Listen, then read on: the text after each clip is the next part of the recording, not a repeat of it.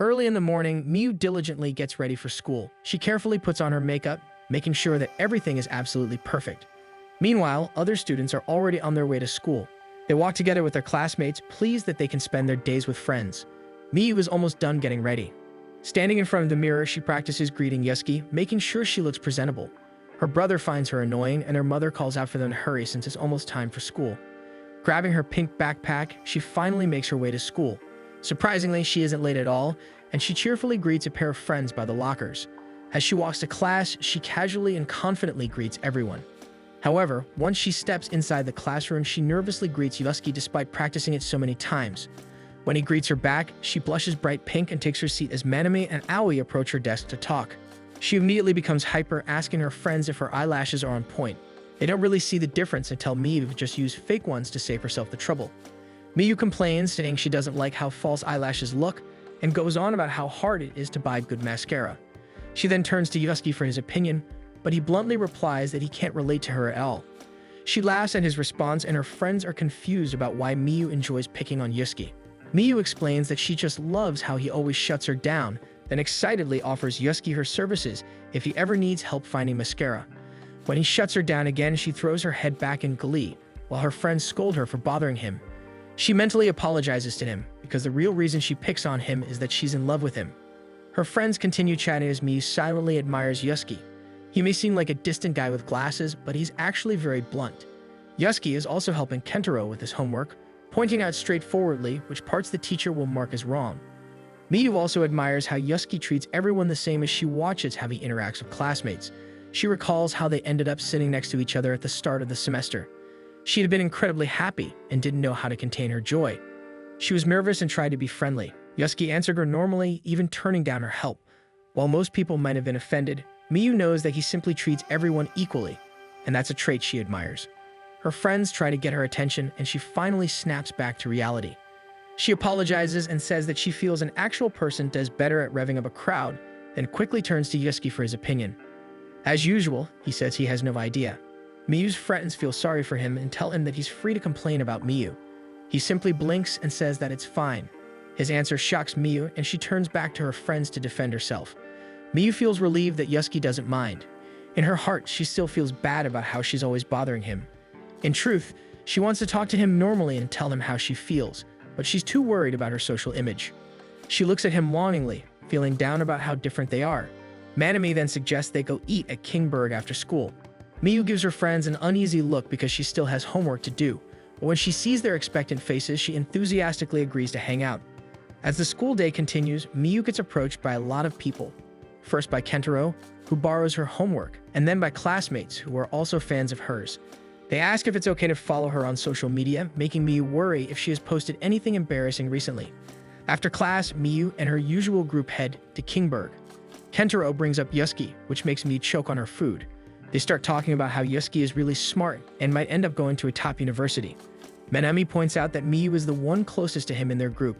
Miyu chokes on her drink and tries to hide her crush on Yusuke. Luckily, the topic shifts to Sudaken, and Shuji comments that girls are really into that type of guy. Miyu argues that Sudaken is the only one who's boyfriend material. She successfully avoids revealing who she really likes, but feels a little sick that she has to keep acting for the sake of self-preservation. One day after school, Miyu feels exhausted and spends some time alone in the bathroom. She doesn't like pretending, but she knows she has to. Eventually, she leaves so she can finally head home. She lets out a yawn as she heads to the lockers, surprised to see Yusuke still there. Nervously, she strikes up a conversation and learns that he stayed late for committee work. Unable to control her curiosity, she asks which direction he goes to get home. When he tells her he turns right at the gate, Miyu immediately exclaims that she does too. She quickly checks her surroundings, and once she knows no one is watching, she decides to invite him to walk part of the way home together. They end up doing just that, and Miyu is happy to learn that Yusuke's route is similar to hers. She voices her surprise, but gets nervous when Yusuke doesn't respond. Trying to keep the atmosphere light, Miyu reasons that they probably never run into each other due to having different lives at school. When Yusuke gives only a one-word reply, she decides to talk about how huge the burgers at Kingberg are. She's surprised when Yusuke responds by asking if the burger tasted good. Quickly recovering, she says that it does and jokingly invites him to go there. Yusuke agrees, leaving Miyu stunned into confused silence. She tries to make sense of his response since it's so uncharacteristic of him. Aware that the silence is stretching on, she desperately thinks of something to say to avoid the awkwardness. Frustrated, she accidentally bumps her hand against his. She freezes at the contact, and Yusuke stops to look at her. They stand there for a few seconds before moving again. Then the unthinkable happens. Yusuke gently takes her hand and continues walking at a comfortable pace. Miyu follows him, still unsure if what's happening is real or just a dream. She wants to enjoy the moment, but her mind is filled with how sweaty her hands are. She hears her heart pounding in her chest as she slowly realizes that this is real. Yusuke spots some students from their school nearby and quickly lets go of Miyu's hand, making her tear up a little at the loss of contact. After that, everything becomes a blur for Miyu. She vaguely remembers Yusuke saying he was heading in a different direction to get home, and herself rushing forward out of embarrassment from being so close to him. She makes it home safely, but now she can't stop overthinking everything. Her brother finds her sulking on the floor. She only starts moving again when it finally sinks in that she had just held hands with Yusuke. She goes through the motions of eating dinner and getting ready for bed, but her mind is still trying to process what happened. Just as she's about to sleep, she realizes that Yusuke was the one who initiated it. She starts rolling around on her bed, caught between fear and delight since she has no idea how she'll face everyone tomorrow. Her heart keeps pounding, and she's sure she won't be able to sleep at all. She screams in frustration, annoying her brother in the process. Contrary to her expectations, she ends up sleeping through the entire evening. In the morning, she rolls off her bed, the fall waking her up. Noticing how bright it is, she grabs her phone to check the time. Realizing she's late, she hurriedly puts on her uniform and heads to the main room. No one is home, but there's food waiting for her along with a note saying that it's okay to be late sometimes. She checks the wall clock and sees that it's already midday, so rushing won't make a difference. She decides to take her time and reheat the food before eating. She arrives at school around lunchtime, and her friends are shocked, since Miyu has never been late before. She smiles to herself and looks over at Yusuke's desk, only to realize that it's empty. Kentaro takes Yusuke's seat and bluntly asks if Miyu is dating Yusuke, insisting that his friend Gapachiro saw them walking home together. Miyu feels annoyed that Kentaro is teasing her about it, since things between her and Yusuke are in such a delicate stage. Then it hits her that someone really did see them together, maybe even holding hands. She starts wondering how they were spotted. She struggles to answer and decides to brush it off as a big misunderstanding, not realizing that Yusuke has just walked in. Yusuke doesn't comment on her excuse and asks Kentaro for his seat. Kentaro promises to move, but Yusuke says he only needs his notebook from his desk. After picking up his things, he leaves, completely ignoring Miyu. Miyu watches him go, now certain that he heard everything. During science class, Miyu can't focus on the lesson. Her mind is filled with guilt over being rude to Yusuke. She considers apologizing right away, but knows that doing so would cause a scene and hurt her social standing. She feels trapped since she wants to apologize as soon as possible, but doesn't know how. During PE, she's completely distracted and can't even pick up the shuttlecocks properly. She worries that Yusuke might be feeling down, and that she's the reason why. After school, she knows she has to apologize before he leaves, but she's too scared to approach him with so many people around. To her shock, Yusuke is the one who comes up to her. He apologizes for yesterday and tells her to forget it ever happened, then turns to leave without waiting for her reply. Manami soon joins her with the rest of their friends, eager to hang out as usual, but they quickly notice how strangely quiet Miyu has become. All the noise around her suddenly feels overwhelming. Bracing herself, Miyu finally admits that she's in love with Yusuke. Her friends are stunned as she explains that she invited him to walk home with her yesterday, and that everything she's feeling is one-sided. Through tears, she looks at Kentaro and asks if what she did was wrong. Kentaro insists that just walking home together wouldn't make anyone suspect anything, then suddenly realizes that he was the one who asked if they were dating during lunch. They tell her that Yusuke has already left and encourage her to run after him so she can clear everything up. Miyu rushes off, determined to catch him, but she runs comically slow. Her friends cheer her on, and she finally pushes herself forward, letting her feet lead the way. She realizes that after confessing, she feels much lighter. Meanwhile, Yusuke is already halfway home. At the bridge, he scolds himself for giving in to temptation and holding her hand. He had always liked Miyu and the way she constantly talked to him. He thought she was just friendly to everyone, but when she shyly asked to walk home together, he began to hope he might actually have a chance. But after that, she didn't show up in the morning, and her absence made him miss her deeply. When she finally appeared at lunch, her words made him feel like he had been rejected. As he keeps walking, he's shocked when he hears Miyu shout that she loves him. He turns around just as she runs toward him, apologizing for all the misunderstandings she caused. She pours out her feelings, even telling him how happy she was when they held hands and admitting that she overslept because she couldn't stop thinking about it. Yusuke lets out a small laugh, then steadies himself so he can respond seriously. Blushing, he admits his own feelings, making Miyu gush over how cute he looks. She starts crying in relief, and Yusuke takes out his handkerchief, telling her she'll ruin her mascara. She cries even harder with happiness, touched that Yusuke actually remembers the silly things she tells him. The next morning, Yusuke wakes up and pets his cat, Tempura, before getting ready to leave. His grandmother spots him by the garden, and they exchange greetings before he heads out. As he nears the school, Kentaro greets him by slapping his back. Yusuke studies him for a moment before asking if Miyu talked to him about them dating. Kentaro smiles and admits that she did. Yusuke says that he was planning to keep their relationship a secret because he doesn't want to tarnish Miyu's reputation. This makes Kentaro laugh a little. To him, Miyu isn't so famous that her popularity would suddenly tank just because she's dating an introvert. Still, he thinks Yusuke is a good guy for putting Miyu first. He assures Yusuke that if Miyu is fine with telling everyone, then it should be okay. As they walk to school together, Kentaro tells Yusuke about how Miyu declared her love and ran out of the classroom. He jokes that after that scene, Miyu might become even more popular because of the sheer entertainment value she brings to their group. Yusuke tells Kentaro that he's surprisingly easy to talk to, which catches Kentaro off guard.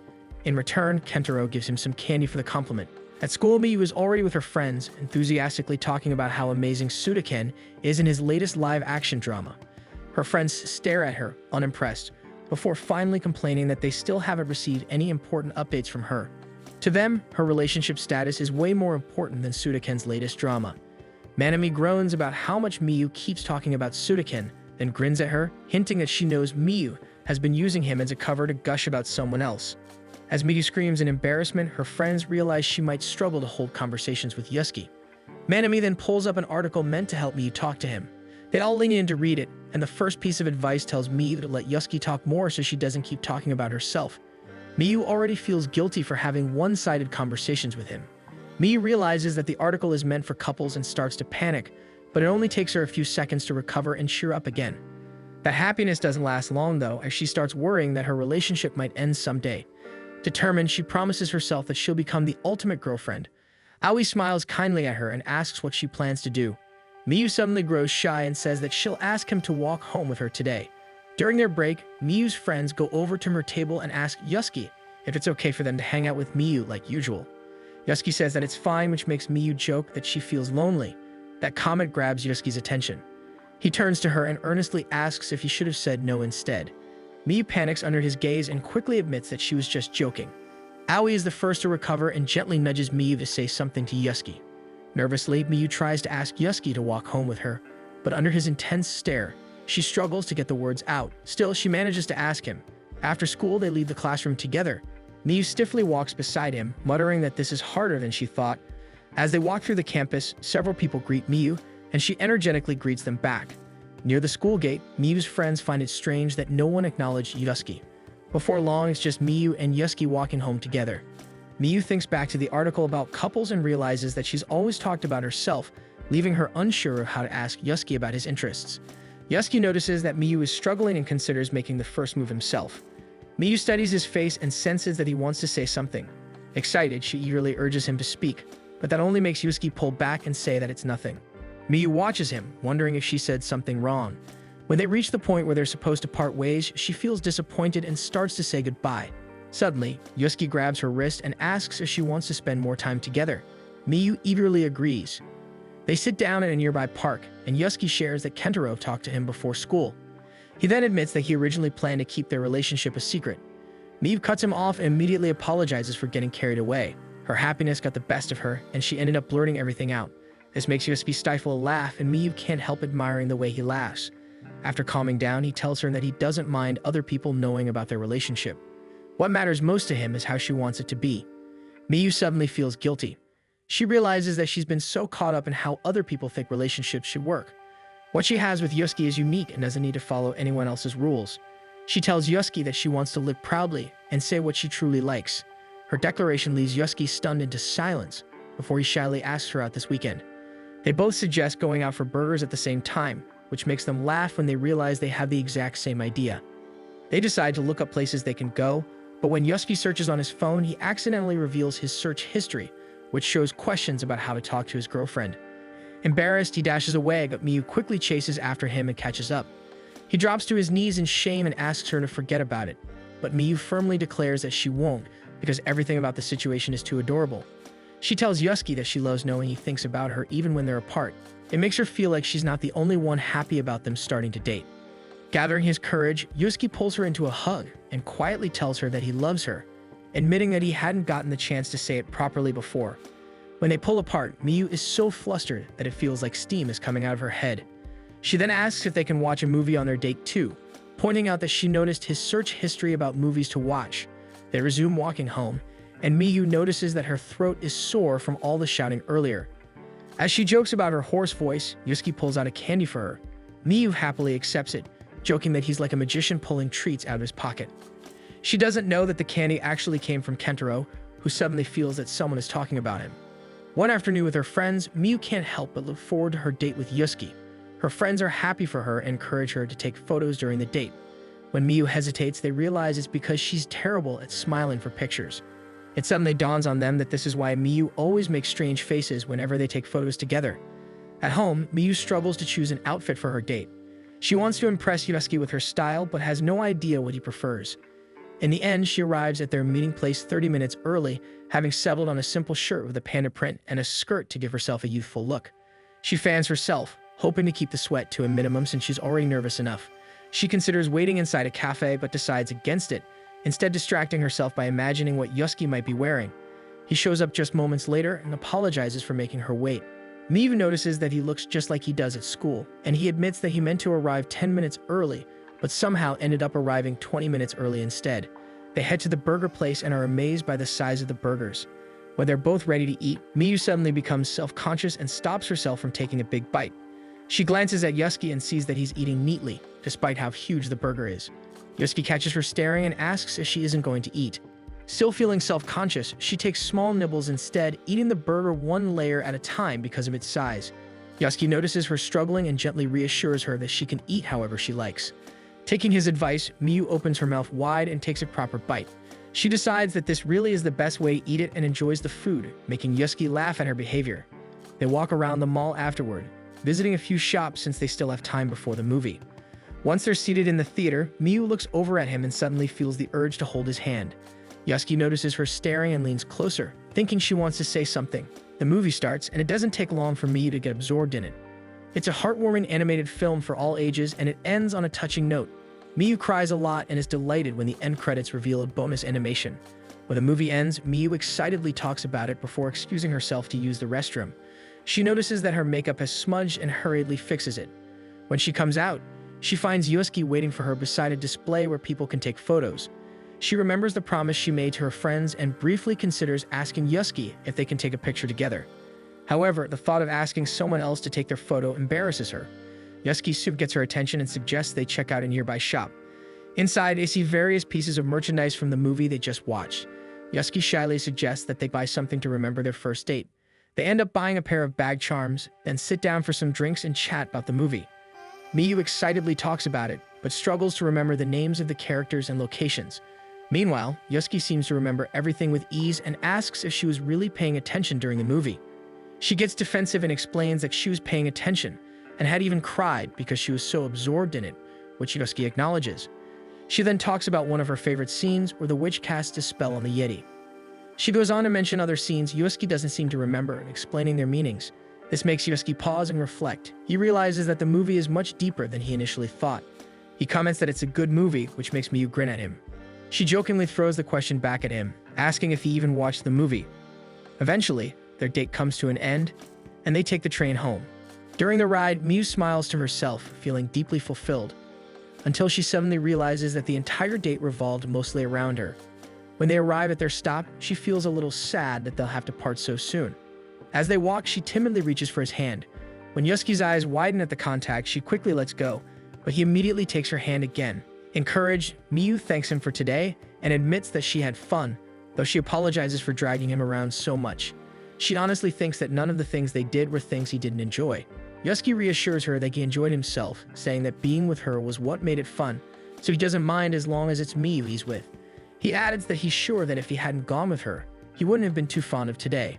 Miyu suddenly asks if they can take a photo together. After she explains how much she wants to remember this day and how taking a photo is one good memento, Yusuke agrees. After taking the picture, they reach the spot where they usually part ways. Before leaving, Yusuke casually remarks that pandas are cute.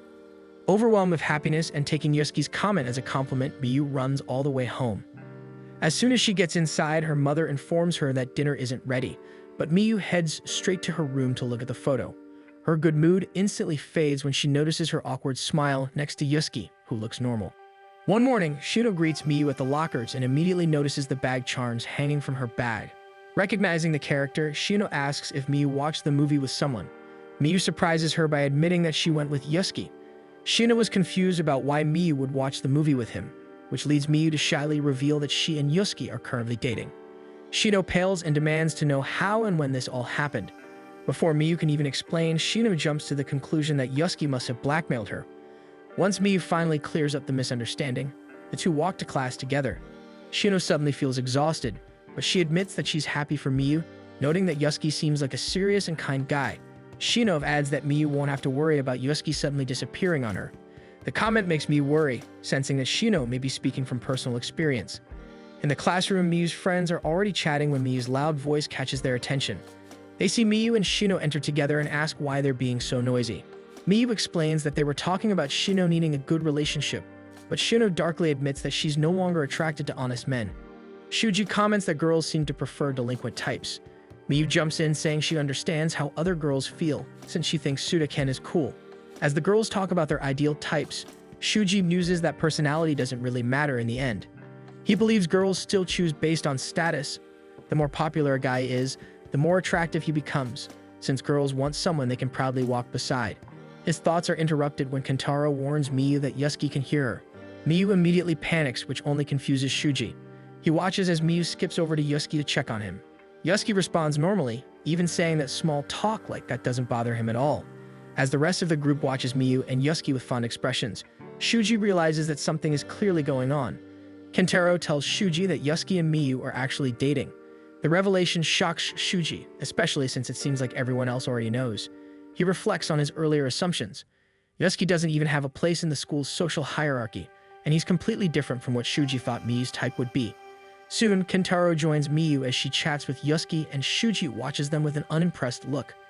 Kentaro notices the bag charm on Yusuke's bag, and Miyu proudly shows them the matching one she attached to hers. Kentaro complains that they're acting like a couple right in front of him, which reminds the girls that Miyu had promised to show them a photo from the date. Miyu tries to deny taking one, but Yusuke accidentally makes it obvious that they did. The girls excitedly rush over to their desks, while Shuji continues struggling to process everything. A little later, Shuji heads to the vending machine to get a cold drink. He spots Miyu there, and she apologizes for getting the last of her favorite energy drink. Shuji tells her he doesn't even drink that and leans closer and asks why she chose to date Yusuke. Miyu misunderstands and asks if he wanted her to choose him instead. Shuji explains that he's just curious. Even though Miyu is a high-energy person, she's still good at reading the room. Seeing her date someone who's her complete opposite confuses him. Miyu gives a shy smile and admits that she's actually very self-conscious and that she's always acting in ways that help her fit in. She blushes as she thinks about Yusuke, sharing that she admires him because he's always true to himself, and she finds that really cool. Her face turns even redder as she tells Shuji that she could gush about Yusuke for 2 hours. Shuji immediately refuses to listen any further. Back in the classroom, Yusuke suddenly feels a cold sensation against his neck when Miyu presses a chilled can against him. He plainly admits that he was shocked, but his delivery makes Miyu think otherwise. Meanwhile, Shuji sits in his seat, watching them. He sees Miyu ask which energy drink Yusuke prefers. Yusuke chooses the smaller can and even offers to pay for it. Shuji feels himself getting sick listening to how close they are, yet he can't help but eavesdrop. Suddenly, Manami slams a frozen water bottle onto Miyu's desk. A few seconds later, Kentaro comes rushing in and asks Miyu to let him copy her homework. She scolds him, pointing out that he's been copying her work far too often and firmly refuses. Kentaro immediately turns his puppy eyes toward Yusuke, who agrees to let him copy his homework. Yusuke tells Kentaro that it won't really help him in the long run. The meaning completely flies over Kentaro's head, as he happily replies that Yusuke is helping him out a ton. From his seat, Shuji watches their interactions and suddenly realizes that Miyu sees Yusuke on a much deeper level. At the same time, he understands why the situation has been bothering him since morning. He's been so obsessed with standards and social ranks that he realizes he doesn't even have standards of his own. By the lockers, Shino notices Shuji looking down and approaches him. He barely acknowledges her, mumbling about his realization instead. Shino gives him a confused look, admitting that she finds him a little scary right now. Miyu and Yusuke soon see them and say their goodbyes, explaining that they'll be heading home together. Shuji watches as the couple leaves the school grounds, perfectly happy and unconcerned about who might see them. He tells Shino that he finds them amazing. As they walk home together, Yusuke suddenly opens up, saying that Miyu should pursue her ideal type if she wants to. Miyu is confused at first, but then realizes that her crush on Sudaken is what's bothering Yusuke. He tries to deny it, but fails miserably. Miyu giggles to herself, and once she calms down, she explains that there are different kinds of like. She can admire someone and think they're cool, but what she feels for Yusuke is something entirely different. This makes Yusuke remember all the times Miyu has called him cute instead of cool, which only frustrates him further. That night, he dreams of Miyu calling him cute again. He tries to ask her what she means, but instead of answering, she keeps repeating the word, then suddenly grows bigger and squishes him. He jolts awake to find Tempura sleeping right on his face. He pushes Tempura off and leaves his room, only to find his mother and grandmother by the dining table. His grandmother immediately praises Tempura for being cute. The comment makes Yusuke wonder if Miyu sees him the same way his grandmother looks at Tempura. As he prepares Tempura's breakfast, part of him wishes that Miyu would see him as someone cool. Unfortunately, he doesn't even have a clear idea of what Miyu herself considers cool. He tries to think it through, but the more he does, the more depressed he feels. Meanwhile, Miyu struggles to get ready faster than her brother, while their mother scolds both of them for making such a fuss early in the morning. When Miyu's brother finishes, she hops on with him asking for a ride. They pass by Yusuke, who is also on his way, but Miyu doesn't notice him when she hops off. Yusuke, however, sees everything and feels a small twinge of jealousy. Shino, who is also there, notices and casually comments on how stylish Miyu always looks when she walks to school. She then glances at Yusuke and sees how uneasy he seems, so she decides to call out to Miyu. Miyu turns around and is surprised to see Shino walking alongside Yusuke. She immediately starts fixing her hair as Shino asks whether the man on the motorcycle is her brother. When Miyu confirms it, Yusuke visibly relaxes. Shino catches this and quietly teases him before asking Miyu to introduce her to her brother someday. As they chat, Miyu and Shino learn that Yusuke is an only child. From inside the school, Shuji watches the three of them enter together and already feels bad for Yusuke. After school, Miyu excitedly prepares to walk home with Yusuke, only for him to tell her that he needs to stay in the library that day. She tries to act like it's fine, but Yusuke can clearly tell she's disappointed. Later on, Miyu sneaks into the library. Despite her efforts to be discreet, Natsumi quickly notices her. It doesn't take long before Yusuke spots her as well and asks why she's there. Nervous, Miyu blurts out that she's never really used the school library before and wanted to take the chance to check it out. She realizes too late that her excuse makes her seem like a stalker. Yusuke reassures her that he doesn't think that way at all. Secretly, he's happy that she wants to wait for him, but he worries about making her stay too long. Calmly, he suggests that she can head home first if she gets bored. Miyu takes this the wrong way and stubbornly declares that she reads books too. Realizing her outburst was unnecessary, she lowers her voice and says she'll just borrow a book and go home. She slowly moves away, scolding herself for making things awkward and worrying that she made Yusuke uncomfortable by staring at him. As she reaches the smaller shelves, Yusuke realizes she misunderstood his intentions. He approaches her and gently taps her on the back, asking if it would be okay for her to wait for him to finish his library duties. Miyu immediately brightens and nods eagerly, deciding to pass the time by reading. Meanwhile, Yusuke observes Natsumi, the other student on duty. She is surrounded by books focused on improving communication skills. When she notices him staring, they both quickly look away. Yusuke turns his thoughts inward. Lately, he's been realizing how wide the gap can be between thoughts and words, and how feelings can never be fully conveyed through language alone. Later, as Miyu waits near the entrance while Yusuke returns the library keys, she spots one of their teacher, Masaru, riding home on a small electric bike. They exchange a few words before Masaru rides off. Yusuke arrives moments later, and they begin walking home together. Miyu giggles as she tells him how cute Masaru looked riding such a small bike. Yusuke hesitates, but finally asks what she really means when she uses the word cute. At first, Miyu explains that it's the feeling of her heart being squeezed. After thinking for a moment, she simplifies it by saying that, to her, cute means something lovable. Hearing this, Yusuke suddenly realizes he doesn't mind being called cute if that's what it means. Before they part ways, Miyu proudly shows him the book she borrowed and mentions that she plans to visit the library more often since it's part of a series. Yusuke tells her that he's already read it, which excites Miyu because it means they can talk about it. She then asks him for more book recommendations, even though she knows their tastes might not always align.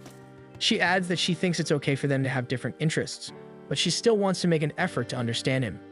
In response, Yusuke gently pats her head before carefully cupping her face. He tells her that she's cute and her face turns bright red from the affection. Later that evening, Yusuke absent-mindedly pets Tempura in the same way, while Miyu melts into her bed. The next day, Kentaro and Shuji approach Yusuke before class. Shuji admits that he spoke with Miyu. who confessed that she actually finds Yusuke cool. The boys are confused, so Shuji explains that compliments said behind someone's back often feel more genuine. Kentaro says that Shuji is just being overly self-conscious before realizing that Shuji is genuinely trying to make Yusuke feel better. Yusuke calls him a good person, which Shuji immediately denies, claiming that it was just a single act of kindness meant to help himself deal with his own negative emotions. When the girls spot the three of them heading to class together, they're shocked, mainly because Yusuke is actually smiling. Miyu freezes, realizing she's never seen him smile like that with her. Miyu and her friends talk about their plans. Miyu admits that she wants to go to a summer festival with Yusuke. She wants to attend one with a fireworks show, but thinks the smaller local festival would be better for them. Her friends ask if that's because she wants to wear a yukata. Miyu immediately starts gushing about how she wants to see Yusuke in one instead. As Miyu nervously frets over how to invite him, Aoi gently reminds her that she should be thinking about exams.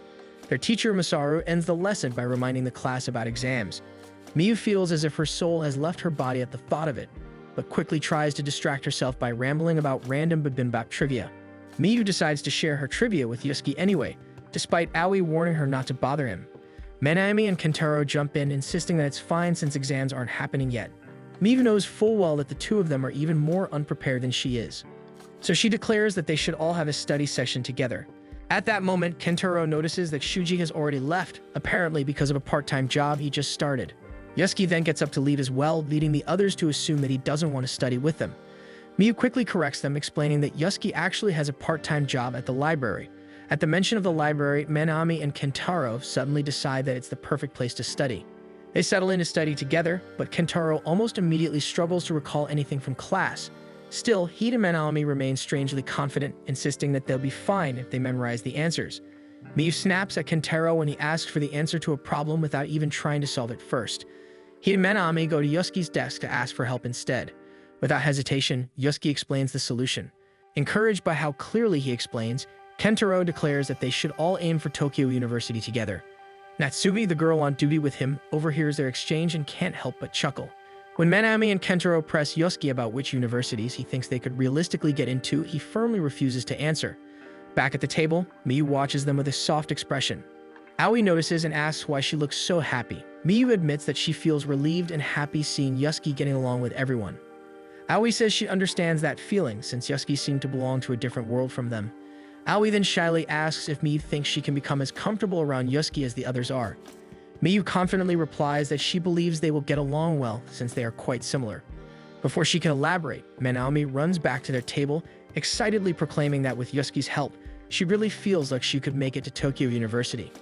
Miyu tells her she's thinking way too far ahead, only for Manami to say that Yusuke told her the exact same thing.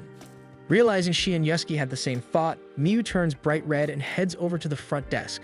At the counter, Miyu scolds Kentaro for bothering Yusuke at work. The group heads home together. Taking the moment, Aoi apologizes on behalf of their friends for bothering him during his shift. To her surprise, Yusuke admits that he actually enjoyed it. Aoi is puzzled since she can't imagine finding it fun to be interrupted at work. Kentaro suggests that they all grab something to eat. Miyu and Yusuke suddenly speak at the same time, both suggesting bibimbap. Miyu lights up, clearly pleased that Yusuke remembered her trivia, but insists that she'll stick to the standard pronunciation. As some of them walk ahead, Aoi and Yusuke naturally fall a little behind. Aoi lets out a small laugh. She tells him gently that Miyu is often like that, then adds, half teasing, that he should give it his all in their relationship. Noticing they're lagging behind, Miyu jogs back with a playful grin, asking if they were talking about her. From up ahead, Manami and Kisuke call out that they're taking too long, and soon the whole group closes the distance. At the restaurant, Miyu complains that she didn't get the stone pot version of bibimbap. Another day, Miyu stands in her kitchen staring at a flyer announcing the grand opening promo of a new convenience store in their neighborhood. She declares that she'll go check it out, even if she's only wearing her house clothes. Her mother immediately asks her to pick up toilet paper. At the same time, Miyu's brother suddenly appears at the top of the stairs and bluntly comments that her outfit is way too sloppy to wear outside. He then casually asks her to buy him cigarettes, which Miyu flatly refuses. As she walks toward the store, she reluctantly admits to herself that her brother might have a point.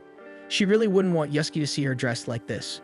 Near the store entrance, she runs into Kentaro, and they both burst out laughing at how casually they're dressed.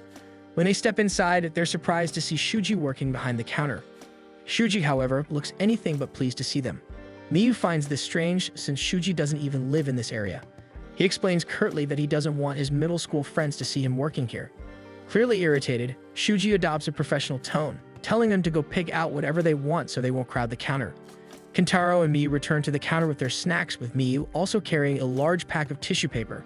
Miyu and Kentaro decide to eat their popsicles outside. Miyu inhales deeply and notices that the air smells like it just rained. She smiles to herself, saying how much she loves that scent, but Kentaro doesn't really get it. She tries to explain what she means, then immediately stops herself, deciding that describing it out loud would be too embarrassing. Suddenly, they hear the sound of a motorcycle approaching. Miyu panics, thinking it might be the police, and Kentaro joins in her alarm until they realize it's just Minami. Minami greets them casually and explains that she came to this part of town because the breeze here feels especially nice. She suddenly glances at Miyu's outfit and asks if she isn't embarrassed to be outside in her loungewear. Miyu shrugs, saying that she doesn't care since this is her own neighborhood. Still, she admits that she wouldn't want Yusuke to see her dressed like this. As if on cue, Yusuke arrives on his bike and immediately spots her. Miyu suddenly bolts out of sight. Minami and Kentaro scramble to cover for her, hurriedly telling Yusuke that Miyu wasn't even there. Sensing something odd but choosing not to press the issue, Yusuke plays along and heads inside to shop. He doesn't react at all when he sees Shuji behind the counter. Meanwhile, Miyu thanks her friends breathlessly for covering for her before taking off down the street, hoping she can escape before Yusuke notices her. As she runs, her hair tie comes loose. She thinks that Yusuke wouldn't see her anyway, but he easily catches up to her on his bike. Realizing there's no way to run anymore, Miyu slows down, tears welling up as they decide to walk together instead. She admits honestly that she didn't want Yusuke to see her in such sloppy clothes. Yusuke tells her calmly that he really doesn't mind. This only makes Miyu more conflicted. Yusuke then asks her directly why it's fine for her other friends to see her like this, but not him. Miyu hesitates, then explains that it's different with them. She's known them for much longer. With Yusuke, she still wants to look good, because he's special to her. For some reason, Yusuke looks upset. Sensing this, Miyu decides to explain her feelings in a different way. She compares it to serving food. She describes how one is sloppily dumped onto a plate while the other is carefully arranged with garnish and cute silverware. The flavor is identical, yet the effort and presentation feel different. Yusuke listens quietly before saying that no matter how food looks, if it's something he likes, he would still eat it.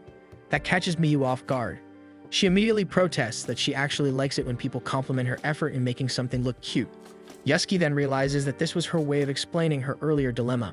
After a moment, Miyu shyly asks if she can ride on the back of his bike. As they ride down the quiet path, Miyu closes her eyes for a second, enjoying the cool evening wind in her hair. She talks about how much she loves summer evenings. Yusuke agrees, and adds that tonight feels especially nice because of the smell after the rain. Miyu feels warmth bloom in her chest.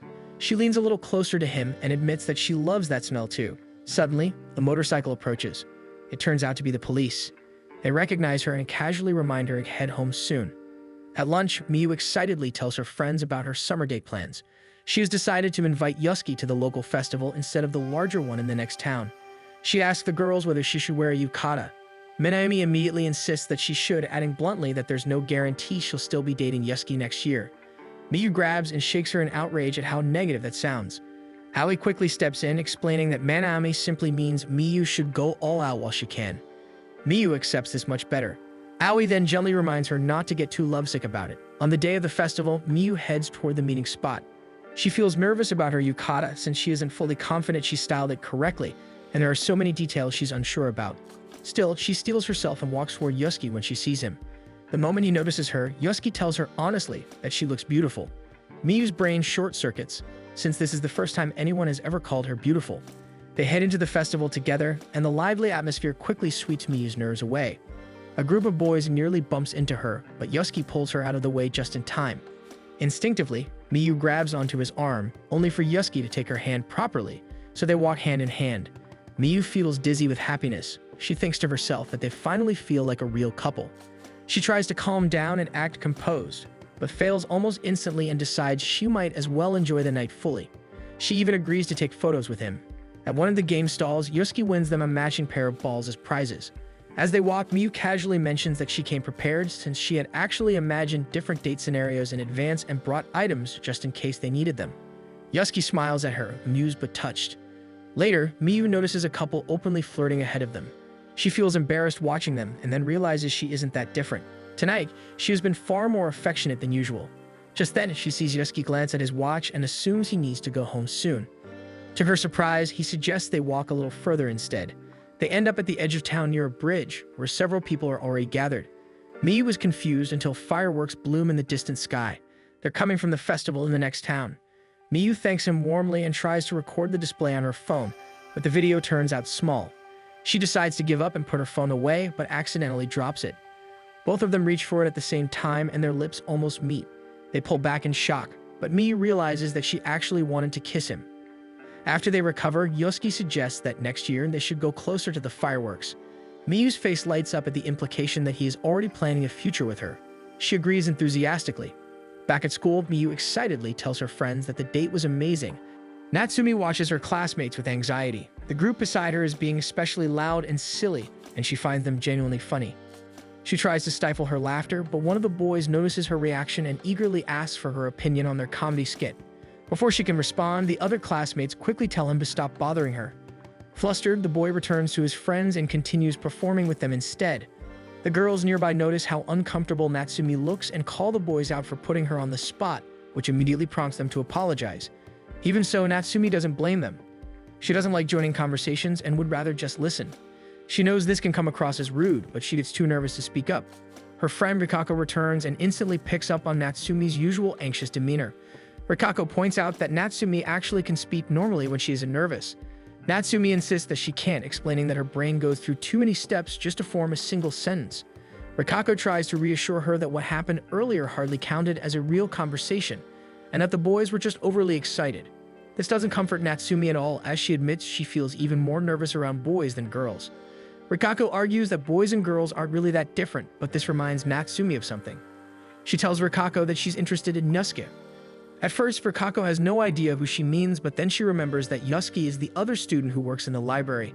Natsumi confirms this and tells her about the day Miyu came to the library. Natsumi overheard her talking to Yosuke and started to suspect something. That was when she realized that Yosuke was actually dating Miyu. Rikako seems a little disappointed, thinking Natsumi had a crush. But Natsumi explains that she wasn't attracted to him and was simply curious because she assumed he was similar to her. Natsumi adds that she has noticed Yosuke can casually talk to delinquents and seems comfortable around all kinds of people, which makes Rikako compare him to a familiar male protagonist from a manga or light novel. Natsumi mentions how difficult it was for her to hold in her laughter when he was talking, which leads Rikako to suggest that maybe she should just join in next time so she can laugh freely with others. Rikako then offers her own observation that she thinks Natsumi actually wants to be more like Yosuke. The moment Natsumi realizes Rikako might be right, she panics. Later in class, Natsumi realizes that she actually wants to be part of a group.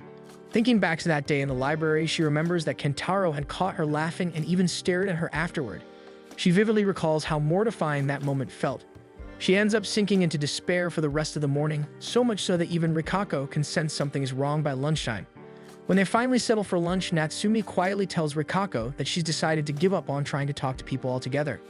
At that moment, Kentaro enters the classroom looking for Rikako. He notices Natsumi, and the two of them end up staring at each other in an awkward silence. Kentaro then bows in greeting, which makes Natsumi hurriedly bow back in panic. As she frets over how strange she must have looked, she also realizes that Rikako already knows Kentaro. Kentaro glances at her again and notices the stamp card in her desk. He mentions that he used to collect them too, when eventually got tired of eating bread every day. He adds that he had been aiming to get a Yeti cushion as a prize. The ridiculousness of this makes Natsumi struggle to hold in her laughter, while Rikako continues chatting with him. The two of them notice her inner battle and end up watching her for a moment. Before anything else can happen, Miyu suddenly bursts into the classroom to drag Kentaro away since a giant dragonfly has flown into their room and needs to catch it. As they leave, Miyu hands Kentaro a cage and a net and casually remarks that the girl he was talking to is cute. She meant Rikako, but Kentaro assumes she's talking about Natsumi and admits that he does think Natsumi is cute. Back in the classroom, Rikako realizes that Kentaro is the person Natsumi had been talking about earlier. She reassures Natsumi that he isn't a delinquent since she used to be his classmate. To prove her point, Rikako notes that a real troublemaker wouldn't obediently agree to chase a bug around the school. At this point, Yeti takes over to explain to the audience that since childhood, Kentaro has always been drawn to the smiles of unexpected people, especially those who are his complete opposites. However, Kentaro himself isn't aware of this tendency. So during their encounter in the library and again in the classroom earlier, Kentaro slowly began to find Natsumi undeniably adorable, even if he didn't fully understand why yet. Returning to Natsumi's perspective, she realizes that Kentaro has been coming to their classroom a lot lately. She nervously watches as Rikako and Kentaro chat animatedly, especially when Kentaro tries to draw her into their conversation about music. Natsumi struggles to keep up and can't quite find anything meaningful to add, but she tries anyway. Rikako notices how hard she is trying and silently roots for her. Rikako reflects that given Kentaro's easygoing personality, he would actually be the perfect practice partner for Natsumi to gradually overcome her shyness. At the same time, she can't ignore that Kentaro seems to be interested in Natsumi and struggles to keep her excitement in. She also notices that Kentaro has been giving Natsumi his bread stickers. But looking at Natsumi's expression, Rikako realizes she's probably just collecting them incidentally because she happens to buy bread. When Kentaro eventually leaves to return to his class, Natsumi visibly brightens. She tells Rikako that she really enjoyed listening to the two of them talk together. During an assembly, the principal gives a long speech reminding students to value their summer break. When it finally ends, then everyone returns to their classrooms. Miyu loudly complains about how drawn out the speech was. Her friends, including Yusuke, immediately agree. They begin chatting excitedly about summer vacation when Kentaro suddenly asks the group for advice on how to get someone's contact information. This makes everyone freeze and stare at him in surprise. Miyu excitedly suggests that she would take a photo together as an excuse to exchange numbers afterward. Shino asks Yusuke if that's how it went for him, but he pretends to be asleep. Shuji tries to answer for him, then ends up getting annoyed at how sweet the whole situation sounds. Shino then adds that another good approach might be inviting the person to join a game or an app. She mentions that she often sends messages to inactive group chats. Shuji wonders out loud why Shino sends invites to him as well. Shino casually replies that he doesn't count. Kentaro considers their suggestions until Shuji interrupts, asking whether they don't think it would be strange for someone to suddenly ask for contact information when they are close. The girls immediately shoot him looks of disdain as he awkwardly tries to justify his reasoning. Kentaro struggles to put his feelings into words. At first, he doesn't think he actually likes her, but the more he reflects on it, the more he realizes that he is starting to like her. His honest admission earns another wave of mixed reactions from the group. The girls, however, are clearly delighted, so much so that Manayami and Aoi notice the commotion. Meanwhile, in Natsumi's classroom, Rikako is already in a celebratory mood now that summer break has begun. She then spots Kentaro walking into their classroom and silently wishes him luck. She assumes he'll be indirect or roundabout about it, but to her surprise, Kentaro approaches Natsumi directly. He asks her to be friends with him and even offers his contact details. Natsumi immediately turns bright red, stunned that someone is actually asking to be her friend. She freezes at first, but then realizes that she might find it easier to communicate through text. Nervously, she takes out her phone, and the two of them exchange contact information.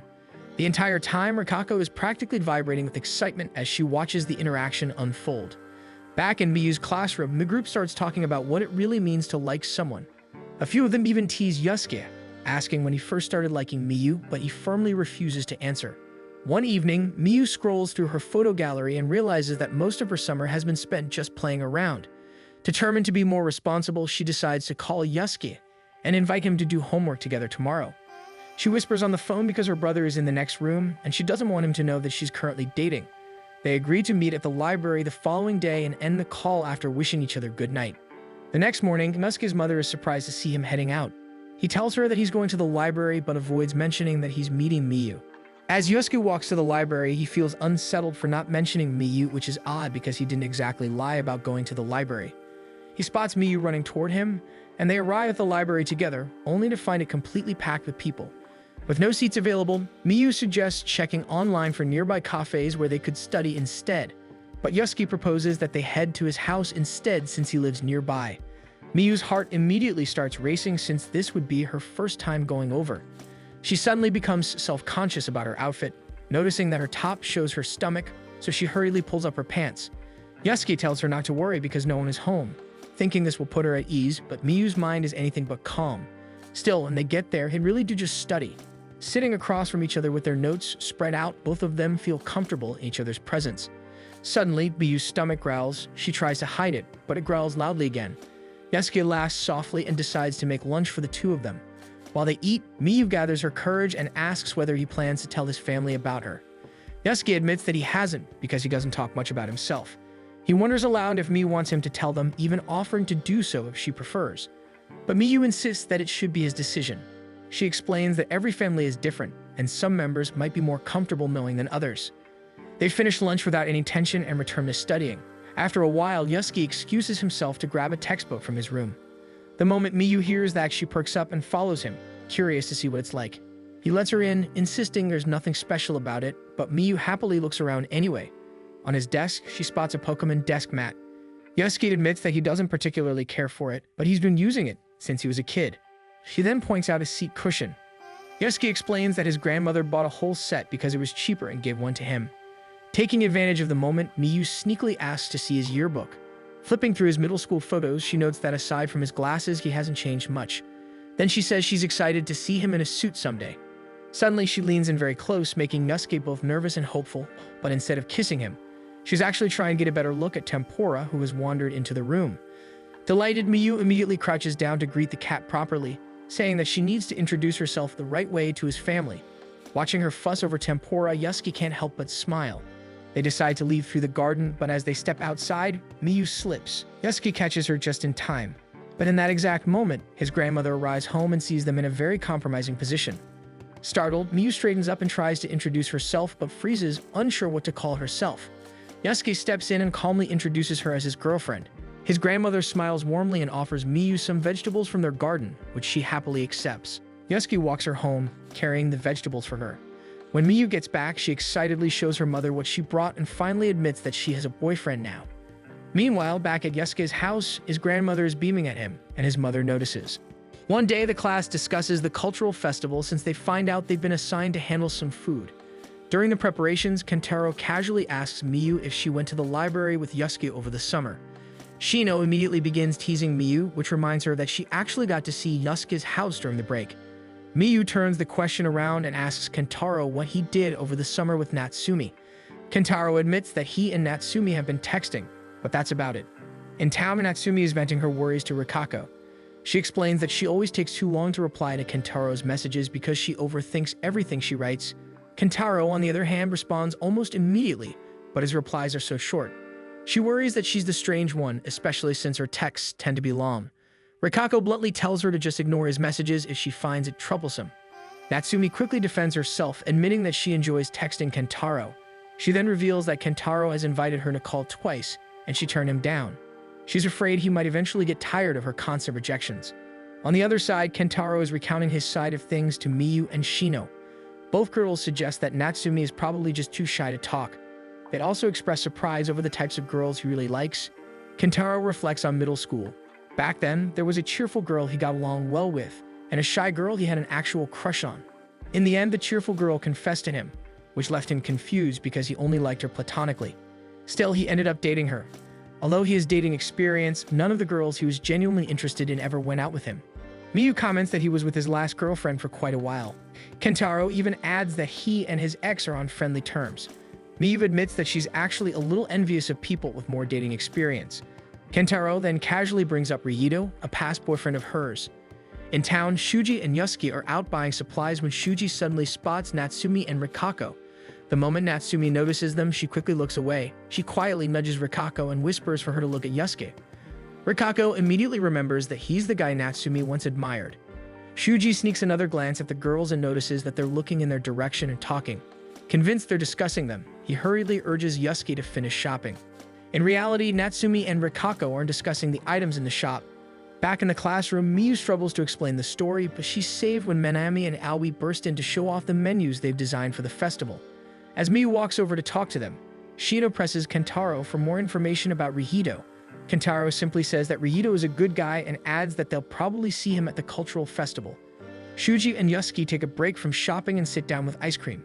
Shuji hesitates before asking Yasuke whether he ever worries about how he handles his relationship. Lately, Shuji can't help comparing himself to Yasuke. In the past, he used to look down on him. But now that they've become closer friends, Shuji finds himself feeling inferior. To his surprise, Yasuke admits that he does worry. He says he often lacks confidence and isn't always sure if he's doing the right things. Finally, the day of the cultural festival arrives. Miyu's class is buzzing with excitement. After one last spirited cheer, everyone jumps into their roles, working hard while still laughing and making memories throughout the day. On the second day of the festival, Miyu is happy because she'll have time to walk around with Yasuke. Shino points out that Miyu's shirt is already covered in messages from classmates. Miyu eagerly asks Yasuke to write something too. As Yasuke starts writing his message, Shuji leans over and begins reading it out loud. Kentaro and the others quickly chime in that Yasuke should drop the honorifics in Miyu's name. As Miyu and Yusuke walk through the festival, she learns that this is actually the first time he's been able to properly enjoy the event.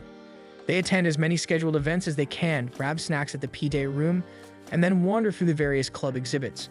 Meanwhile, Natsumi is in charge of the photography club's display. She anxiously convinces herself that the reason no one is stopping by is that she's giving off a bad aura. Her spiraling thoughts are interrupted when Miyu and Yusuke step inside. It takes her a moment to recognize them, and she quickly gives them a polite bow. Miyu immediately starts gesturing excitedly at Natsumi, which makes Natsumi panic. Miyu simply calls out to ask if it's all right for them to chat while they look around. One photo catches her attention and she enthusiastically compliments it. Natsumi shyly admits that she was the one who took it. She then entertains them as they move to different pictures. Yusuke points out that he likes the one featuring a yawning cat. Miyu immediately teases him, saying he only likes it because it's a cat, causing Natsumi to giggle and smile at them. After browsing a bit longer, Miyu thanks Natsumi before they leave. Once they're gone, Natsumi feels her chest swell with pride since she managed to hold a conversation. She starts pacing, replaying everything that just happened so she can commit everything to memory. Lost in thought, she walks right out of the exhibit area and almost collides with Kentaro. Startled, Natsumi gives him a nervous smile. Kentaro, equally surprised, drops his phone, cracking the screen in the process. Elsewhere, Shino tries to convince Shuji to take a break and explore the festival. She ends up physically pushing him out of their class restaurant. Just as they step outside, Ryuto approaches them. He introduces himself as someone who knows Kentaro, but doesn't share his name. Shino simply tells him that Kentaro has stepped out, so Ryuto decides to look around the festival. As he walks away, Shino remembers Kentaro mentioning that Ryuto might stop by and wonders if that was him. While wandering the halls, Ryuto passes by Miyu without recognizing her at first. It's only when she accidentally drops something and Yusuke bends down to pick it up for her that Ryuto realizes it's her. Yusuke stiffens slightly when he realizes Miyu and Ryuto are casually calling each other by their first names. Aoi soon notices them too and greets Ryuto. As Ryuto and Aoi begin chatting, Miyu quietly explains to Yusuke that she and Ryuto were classmates in middle school. Ryuto mentions that he came to the festival with some friends from his high school and was hoping to run into them while he was there. Even so, Yusuke can't shake the feeling that something is off. As Miyu and Ryuto attempt small talk, both of them are painfully aware how awkward they sound. Miyu secretly hopes Kentaro will appear and ease the tension. Meanwhile, Ryuto had assumed that enough time had passed for things to feel normal again, but it's becoming clear that he was wrong. Back in middle school, they were close friends. They even called each other by their first names. Their classmates constantly teased them, insisting they should just start dating no matter how much Miyu denied there was anything romantic between them. Eventually, Ryuto came up with a plan. He would pretend to confess to Miyu, she would then reject him flatly, and their classmates would finally stop. But when he casually asked her out, Miyu panicked instead of firmly rejecting him. Their classmates misread her flustered reaction and immediately began congratulating them. Caught up in the moment and unsure how to undo it, they decided to try dating, thinking maybe it wouldn't be so bad. But as they walked home together one day, everything felt different. Miyu found herself wondering how they had ever been such easy friends. The conversations that once felt natural suddenly felt forced. Ryuto noticed the troubled look on her face and suggested they try doing something couples normally do. When he reached out to hold her hand and leaned closer, Miyu felt a sudden, undeniable realization that she didn't like him that way at all. Miyu hesitated, and Ryuto noticed immediately. He gently withdrew and suggested that they just go back to being friends. That only made Miyu feel worse, guilty for even agreeing to date him in the first place. In the present, both of them quietly regret their relationship. Miyu wonders if she should apologize, but Ryuto speaks first. He admits that he knows Miyu avoids attending their middle school reunions if he's going to be there. So he suggests they finally put the past behind them and return to being friends. He raises his fist and Miyu hesitates only a second before bumping it. When he leaves, Aoi expresses her surprise that they hadn't properly made up until now. Miyu is surprised too since Ryuto had managed to ease her nerves. Minami grumbles that she still doesn't fully understand the history between them and tries to rope Yusuke into complaining with her. But when they all look at Yusuke, they freeze since there's a dark, unreadable aura surrounding him. Minami and Aoi quickly decide to give the couple some space. Deciding honesty is better than hesitation, Miyu tells him the truth that she and Ryuto had briefly dated, but she describes it as a mistake. Even as she says it, anxiety creeps into her chest since she thinks Yusuke might not like her because of her past. Yusuke apologizes and says he shouldn't make her reassure him like that. He excuses himself, claiming he needs to sort out his own feelings. Then he walks away, leaving Miyu confused and unsettled. Elsewhere, Ryuto finally runs into Kentaro. He lightly scolds him for not showing up sooner, but then thanks him because he and Miyu were able to talk and clear the air. Kentaro blinks in confusion since he hadn't even realized they were on bad terms. He casually adds that no one could possibly hate Rihito. Meanwhile, Miyu finds Shino and anxiously recounts what happened. Shino tries to reassure her, suggesting that Yasuke is probably just jealous since Rihito is undeniably handsome. Miyu immediately rejects that idea, claiming that no matter how good-looking Rihito is, she insists she could never fall in love with him. But as she says it, she realizes that the relationship wasn't nothing. It left her with regret, reflection, and lessons. Shino blushes while talking about how pure first relationships are. Miyu suddenly tells her that not all first relationships are pure. She explains that a relationship is pure if it is built on honesty. Her eyes flare with determination as she declares she's going to find Yasuke. Charging forward dramatically, she leaves Shino behind, who wishes she could experience that kind of love. As Shino leaves, she accidentally bumps into someone. Hoping for a romantic encounter, she is left disappointed when she realizes it is just Shuji. Up on the rooftop, Yasuke stares out over the festival grounds. He knew logically that Miyu might have had relationships before him, but seeing it in front of him and knowing it are two very different things. He had hoped to slowly build confidence in their relationship. Instead, he realizes he's becoming greedy and possessive. Before he can spiral further, Miyu's voice calls his name and she wraps her arms around his torso. She tells him she loves him and how honest he is. But she gently points out that when something troubles him, he tends to shut down and keep it to himself. She wants him to share those thoughts with her. An announcement echoes across campus, calling all students to gather in the gymnasium. Miyu insists they stay a little longer.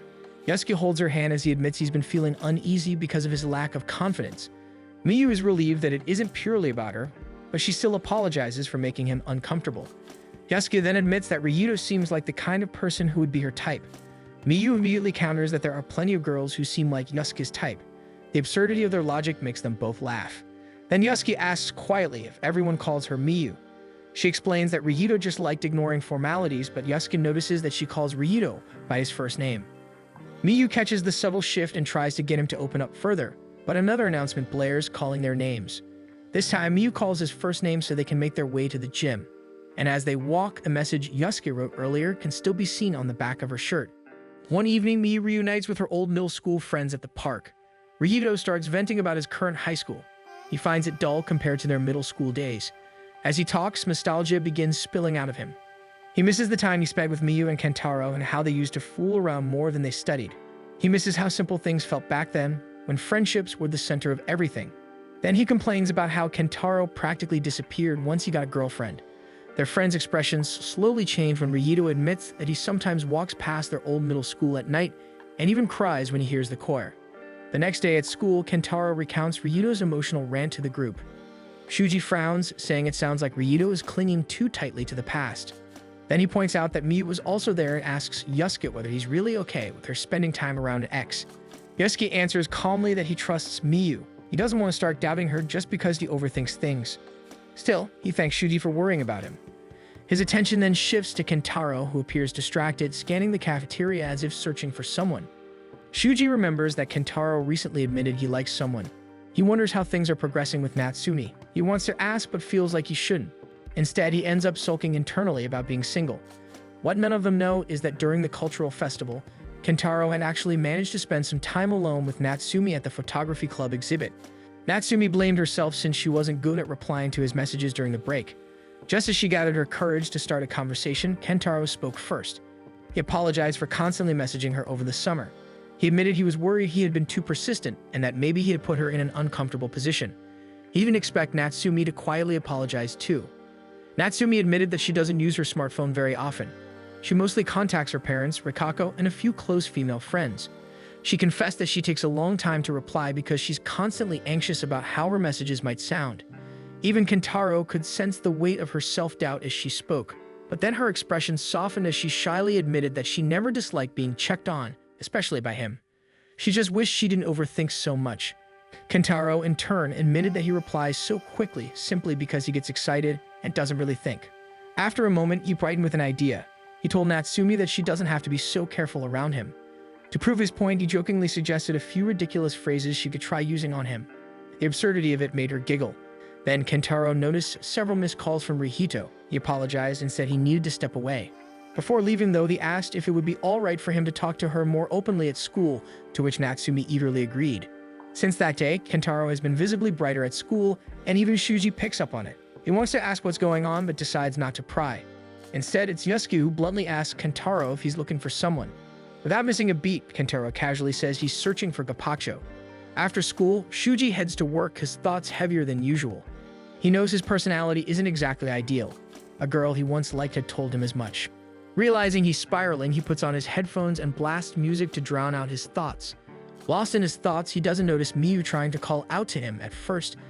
Shuji finally pulls out his AirPods. Miyu keeps opening her mouth as if she's saying something, but no sound comes out. He immediately scolds her, but then notices Yusuke catching up to them. Miyu quickly picks up that Shuji is heading to work instead of going straight home. She casually suggests to Yusuke that they drop by the convenience store because she wants some soft serve. He tells them they don't even have a soft serve machine, and even if they did, he wouldn't be the one serving them when they arrive. Miyu ignores that and turns to Yusuke, asking if he'd be willing to wait until Shuji properly starts his shift before buying anything. It feels like they're deliberately planning to bother him while he's working. Miyu reasons that it's more fun when it's his shift. For a brief moment, Shuji feels a small warmth in his chest at being thought of fondly. But by the time he begins his shift, he quickly remembers why he prefers working in peace. The next day, Natsumi spots Kentaro ahead of her. She considers practicing saying hi first, remembering how he told her it's okay to make mistakes around him. As she builds up the courage in her head, Kentaro suddenly turns, notices her, and greets her first. She hurries toward him, flustered, and tries to explain that she was about to say hello. Kentaro chuckles at how she needed to gather courage just to greet him. They walk to class together and run into Rikako, who looks visibly shocked to see them side by side. After Kentaro heads to his classroom, Rikako asks Natsumi what her current thoughts are about him. Natsumi hesitates before admitting that she feels butterflies and is confused about her feelings. Rikako is shocked since she never expected to hear such a romantic comedy-coded line in real life. She asks if Natsumi's heart feels erratic. Natsumi confirms, but she isn't sure whether Kentaro himself is the cause or if it's simply the situation. Rikako initially deflates a little when Natsumi explains further, realizing that Natsumi might feel equally nervous regardless of who she's with. Still, she's relieved that Natsumi isn't so overwhelmed by her feelings that she'd fall for just anyone. She gently tells Natsumi that it's okay for her heart to flutter over a situation. And when Natsumi voices her worries more honestly, Rikako tries to help her sort through them. From Rikako's perspective, it seems like Natsumi only wants her heart to race when Kentaro is involved. Rikako tells Natsumi not to worry too much about what she feels about others just yet. Rikako urges her to focus on building her relationship with Kentaro and on strengthening her own confidence. Natsumi slowly realizes that before anything else, she needs to understand what she truly feels about Kentaro. And the first hurdle she needs to overcome is talking to him. Rikako reassures her that as long as she stays determined and patient, she'll eventually sort out her feelings. Natsumi agrees, quietly admiring how confident Rikako seems. Rikako flatly corrects her, saying she's not confident, she just doesn't like strangers. Later, after finishing her library duties, Natsumi finds it easier to talk to Yusuke than before. Suddenly, a shuttlecock drops squarely onto Yusuke's head. They both look out the window and see Miyu and her group playing badminton. Miyu brightens immediately when she recognizes Yusuke. She greets him enthusiastically, and then warmly acknowledges Natsumi as well. As the group naturally falls into step together, Kentaro learns that Miyu and Yusuke had already chatted with Natsumi before. As they walk, Yusuke asks why they suddenly decided to play badminton. Miyu explains that going straight home after school was starting to feel boring. The group continues chatting casually. Beside them, Natsumi begins giggling to herself, clearly enjoying the easy atmosphere. After a while, Kentaro points out that she laughs easily. Embarrassed, she admits she's been trying to change that habit. Kentaro quickly tells her it's one of her best traits, which causes her to blush. Suddenly, Aoi hands Kentaro a deodorizing spray. Earlier, he had mentioned worrying about smelling sweaty, so he sprays it onto himself. He instantly recoils at how freezing cold it feels. Natsumi can't hold it in anymore. She bursts into louder laughter, realizing that a big part of why she feels so at ease is because Kentaro naturally creates such a fun atmosphere. When Kentaro glances and smiles her way, it causes her heart to flutter again. The next day, Natsumi spots Yusuke first and feels relieved that she's able to greet him normally. But when she notices Miyu and Kentaro walking behind him, she turns and runs away. Kentaro doesn't notice her at all, but Miyu finds her behavior strange. She immediately suspects that Yusuke must have said something to scare Natsumi off. During break, she casually asks Yusuke about Natsumi, but he has nothing to offer since they barely talk at work either. Later, Yusuke and Shuji are having lunch while waiting for Kentaro. Yusuke hesitantly says he wants to ask Shuji something. Shuji instantly braces himself, assuming it's going to be troublesome. After hearing that Miyu has been asking about Natsumi lately, Shuji bluntly tells him that Miyu might be suspicious. Yasuke looks confused, so Shuji clarifies that maybe Miyu is jealous. Yasuke struggles to believe it. He can't recall doing anything that would warrant jealousy, and it doesn't seem like something Miyu would do. Shuji shrugs and says that if she really is jealous, then she's being hypocritical and Yasuke should just get mad. Yasuke gets the distinct feeling that Shuji is trying to provoke a fight between them. But Shuji quickly shifts gears and suggests that maybe Yasuke is secretly happy that Miyu might be jealous. Yasuke denies it, but he can't ignore the strange sensation he felt when he first considered the possibility. Before the conversation can go any further, Shino suddenly appears at the window. After class, Miyu approaches Yasuke and casually asks whether he has library duty and if Natsumi will be there. He notices the slight suspicion in her tone, so he's about to ask her about it directly when Manami interrupts, excitedly showing off the bubble accessories she brought. With the moment lost, Yasuke heads to his duties without resolving anything. Beside him in the library, Natsumi is also feeling miserable. She keeps replaying how she ran away the moment she saw Kentaro. Yasuke, meanwhile, quietly examines his own feelings. He realizes that he did feel a flicker of satisfaction at the thought of making Miyu jealous, and he hates that he felt that way because Miyu had clearly looked distressed. He remembers the promise he made during the cultural festival. By the end of their shift, both Yasuke and Natsumi are left unsettled. They each decide that the next time they see the person troubling their thoughts, they'll speak up. When they step into the courtyard, they're greeted by a scene of floating bubbles. Miyu and Kentaro are the first to notice them. When Kentaro greets her, Natsumi immediately feels her nerves spike. At the same time, Miyu's gaze sharpens as she watches Natsumi. Yasuke is just about to approach Miyu and finally talk things through when she walks past him. Instead, she invites Natsumi to join them. She explains that they've gotten bored trying everything else and thought bubbles would be fun. She encourages Natsumi to play and tells her to grab the bubble solution from Kentaro. Natsumi brightens instantly and happily hurries toward Kentaro. This entire time, Miyu has been suspecting that Natsumi is the girl Kentaro likes. Kentaro never mentioned her name, only vague descriptions, but after observing them closely, Miyu is now certain it's Natsumi. Earlier that morning, she also confirmed that the feelings seemed mutual, so she deliberately stopped Kentaro from heading home early just to create this opportunity. Yasuke suddenly feels an unexpected wave of exhaustion. Meanwhile, the girls apologize to Natsumi for Miyu's overwhelming enthusiasm, and in the background, Kentaro tries a little too hard to impress her. One day during lunch, Miyu excitedly talks about how she and Yasuke made plans to take the train later just to eat sweet potatoes. Aoi doesn't think it sounds that special, but Miyu insists it is special enough to count as a date. She casually adds that if she sees the chance, she wants to take sticker photos with Yasuke. Aoi is surprised since Miyu normally doesn't like taking photos. Miyu explains that she likes sticker photos because of all the effects and filters you can use. After school, Shino spots Yasuke and Miyu heading toward the train platform. When they reach her, she fondly comments on whether they're going on a date in their uniforms. Miyu immediately becomes bashful, which makes Shino smile, though there's a brief flicker of jealousy before she brushes it off. Without warning, Shino pulls out her camera and insists they take a photo together, causing Yasuke to look visibly startled. Shino points out that he seems unhappy about it. Yasuke quickly defends himself, saying he's only surprised since they'll see each other at school tomorrow anyway. Shino and Miyu both tell him that it's different. Photos are meant to commemorate moments like this. Yasuke then remembers how Miyu had asked to take a photo with him on their first date. After a short pause, he agrees. Shino looks slightly surprised at how easily he accepts.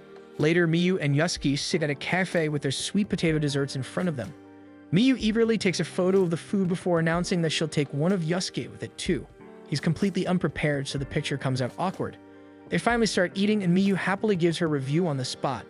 She doesn't notice Yasuke snapping a photo of her mid-bite until it's too late. When she realizes, she complains that she must have looked ugly and admits she doesn't want an unflattering photo saved on his phone. Then, using his first name, she asks him for another favor. She brings him to a sticker photo booth where several girls are lining up for their turn. Miyu looks thrilled while Yasuke feels dread. She tries to involve him in choosing which booth to use, but in the end, she picks one herself. Once inside, a mechanical voice begins giving them posing instructions. Yasuke is caught off guard and ends up stiff in every shot. When he glances at the preview screen, he notices that Miyu has applied such heavy filters. The voice then instructs them to pinch each other's chins. Miyu shyly steps closer and does it, surprising Yasuke. She immediately grows embarrassed and tries to laugh it off, but both of them are too flustered to pose properly in the next shot. At the end of their session, Yasuke feels exhausted. Even Miyu fans herself from the sudden heat of their embarrassment. Yasuke is about to complain but stops when he sees how genuinely happy Miyu looks while reviewing the photos. She shares all the pictures and digital copies in an album he can access. Yasuke uploads the photos he took of her as well. Miyu demands that he delete one of her eating, but he refuses. The next day at school, Miyu shows her friends the sticker photos. They find it amusing that the beauty filter didn't work well on Yusuke due to his glasses. One evening, Shino finishes her part-time job and receives a sudden message from an ex-boyfriend who once ghosted her. She wonders why he would send something so random out of the blue. Part of her hopes he'll apologize, but instead she chooses to reply politely. The next day at school, she tells her friends about it. As she talks, she begins to feel regretful for forgiving him so easily. Miyu is startled, but the others suggest she focus on something else. Minami suddenly suggests they all go bowling, not specifically for Shino, but because she wants an excuse to throw something heavy at the ground. So that weekend, they all head to the bowling alley. However, Shino ends up running late because of train delays. Miyu is surprised that Shuji didn't go with her. Shuji immediately looks annoyed, insisting he doesn't need to escort her everywhere just because they know each other. Miyu doesn't see the harm in it since Shuji and Shino share the same station anyway, but Shuji doesn't want to deal with rumors or judging eyes. Shino finally arrives, though Shuji is still distracted by his own thoughts. As they prepare to start, Yusuke admits he hasn't gone bowling in a while. Miyu immediately offers to help him if he forgets what to do. She then points out how ugly the rental shoes are, joking that they were probably designed that way to prevent theft. Once everyone is ready, Miyu asks about their usual scores. She teases Shuji for typically scoring low, only to admit that she can barely reach 50 herself, which makes her the worst player. They head to their lanes and settle into their seats. While heading to the seti, Shuji notices some of his old middle school classmates nearby. He quickly turns away so they won't recognize him. He remembers that Shino used to be close to them and silently hopes she doesn't notice. Shino seems to pick up on his behavior and quietly sits beside him. She reassures him that they probably won't approach since it looks like they're also pretending not to notice. Shuji pretends he has no idea what she's talking about. Shino smiles and tells him they should just focus on having fun. Miyu goes first, but her ball rolls straight into the gutter. Minami follows with a strike. Even Yusuke manages to score surprisingly well. They spend the rest of their time enjoying themselves, trying the claw machines nearby and grabbing lunch together. Eventually, it's time to leave. Shuji and Shino end up waiting together for their train. Shuji feels worried they might run into his old classmates again. He decides to bring them up, asking why Shino didn't try to talk to them. Shino explains that her relationship with that group is complicated. She used to date both of the boys who were there, and two of the girls in the group are now their current girlfriends. Shino admits she suspects both of her exes were already seeing their current girlfriends behind her back. If she had just been a regular ex-girlfriend, she thinks it would have been easier. But the relationships ended badly, and everything became messy within such a small circle. For some reason, that makes Shuji feel sick. The drama feels suffocating just hearing about it. Shino then mentions that she recently ran into one of the girls and that they were able to talk normally, which confuses Shuji. Right then, one of her exes sends her a message asking if she went bowling that day. The casual tone irritates Shuji immediately. He tells Shino she should be angry. The way they're treating her is wrong, and they're acting as if they've done nothing. Shino looks surprised as Shuji continues, explaining that even if they play it off casually, it's still insulting. When they're finally on the train, Shino quietly tells him she can't bring herself to hate people she once had genuine feelings for. Shuji feels uneasy. He asks if it's really necessary for her to forgive everyone and accept their flaws. To him, that feels impossible. Later that evening, Shino rides her scooter around, thinking about what Shuji and Miyu had said. Both of them were against her forgiving her exes and old friends so easily. She begins to wonder if her bad luck with men might actually stem from her own carelessness. The next day, Shino spots Shuji by the lockers and is about to thank him. But Shuji apologizes first. He says he thought more about her situation after getting home and realized he had no right to tell her how to feel or what to do. He's just an outsider. Before he can continue listing his supposed flaws, Shino stops him.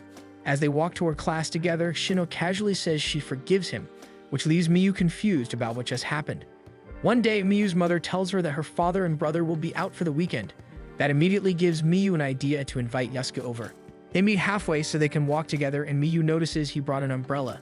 He explains that his grandmother warned him there might be showers later. Miyu's mother sets the table, excited about having a guest over. When she answers the door, she's surprised by how Yusuke actually looks. She had assumed Miyu was dating a delinquent. She welcomes him in with a slightly ominous tone that Miyu immediately notices. During lunch, her mother asks Yusuke far too many questions, to the point that Miyu ends up scolding her to stop. After that, an awkward silence fills the room. Trying to recover, Miyu's mother suddenly suggests turning on some music and loudly wonders what young people listen to these days. After lunch, Miyu brings Yusuke to her room and apologizes for her mother being overwhelming. Yusuke admits he didn't mind at all. In fact, he thinks Miyu shares a lot of similar traits with her. Just then, it starts raining. She tells him she actually loves rainy days. She talks about how she'd enjoy a date at home while it rains, though she also wouldn't mind going out during the summer. As she continues rambling, she realizes she hasn't given Yusuke much room to speak. She pauses in horror as she realizes she really is like her mother since she talks too much. Quieting down, she places her hand beside his. Yusuke gently hooks his pinky with hers before fully holding her hand. Miyu feels her heart race. Nervously, she says her mother might come upstairs later with snacks. Then she starts worrying about what they'll even be doing once her mother leaves them alone again. Miyu's mother delivers snacks and heads back downstairs, only to be startled when she sees Miyu's father entering the house completely drenched. Because of the rain, his game was cancelled. She hurriedly tells him that Miyu has a guest upstairs. Back in Miyu's room, the atmosphere feels different. Miyu struggles to keep the conversation flowing now that they're alone again. Shyly, she rests her hand on the table between them. Without saying anything, Yusuke takes it. Seeing that he's open to affection, she crawls a little closer until they're sitting side by side.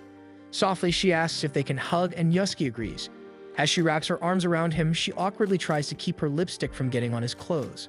When Yusuke quietly admits that he also wanted to hug her, Miyu complains that he's too hard to read and squeezes him tighter. She remembers his confession and fondly thinks that she will always love him. Curious, she begins testing how his name sounds when she says it in different ways, asking which version he prefers. Yusuke responds by trying out her name as well before settling on simply calling her by her first name without honorifics. In the end, both of them grow embarrassed. They admit they're not quite ready to call each other by their first names so casually just yet. Downstairs, Miyu's parents are talking animatedly when Miyu comes down to say she'll walk Yusuke partway home. Everyone freezes. Miyu didn't know her father was already back. Nervously, she introduces Yusuke as her boyfriend. Instead of reacting negatively, her father looks just as excited as her mother and immediately starts bombarding Yusuke with questions. As Miyu walks Yusuke partway home, she apologizes for her parents being nosy. He chuckles and tells her it's fine. He adds that her parents, her friends, and even her past are all parts of who she is, and he's grateful for that. Miyu feels her face grow warm. It sounds like both a compliment and a tease. A cool breeze passes between them. Miyu suddenly exclaims that autumn must finally be here. She talks about how much she loves the breeze and how she first noticed the cooler air at the end of the school festival. The festival ending made her a little sad, but it also made her look forward to the change in season. As she continues talking happily beside him, Yusuke suddenly says that from now on, whenever he feels that cool breeze, he'll think about today. Miyu says she'll do the same when she realizes how romantic it sounds. Meanwhile, back at home, Miyu's father sits with a drink in hand, staring at old family photos as he slowly processes the fact that Miyu has a boyfriend. One evening, Miyu reminds the boys at the convenience store that it's almost Yusuke's birthday. She starts wondering what kind of surprise she should prepare for him and asks if Yusuke had hinted at anything he might want. She turns to Kentaro and asks if he remembers any gifts he enjoyed receiving in the past.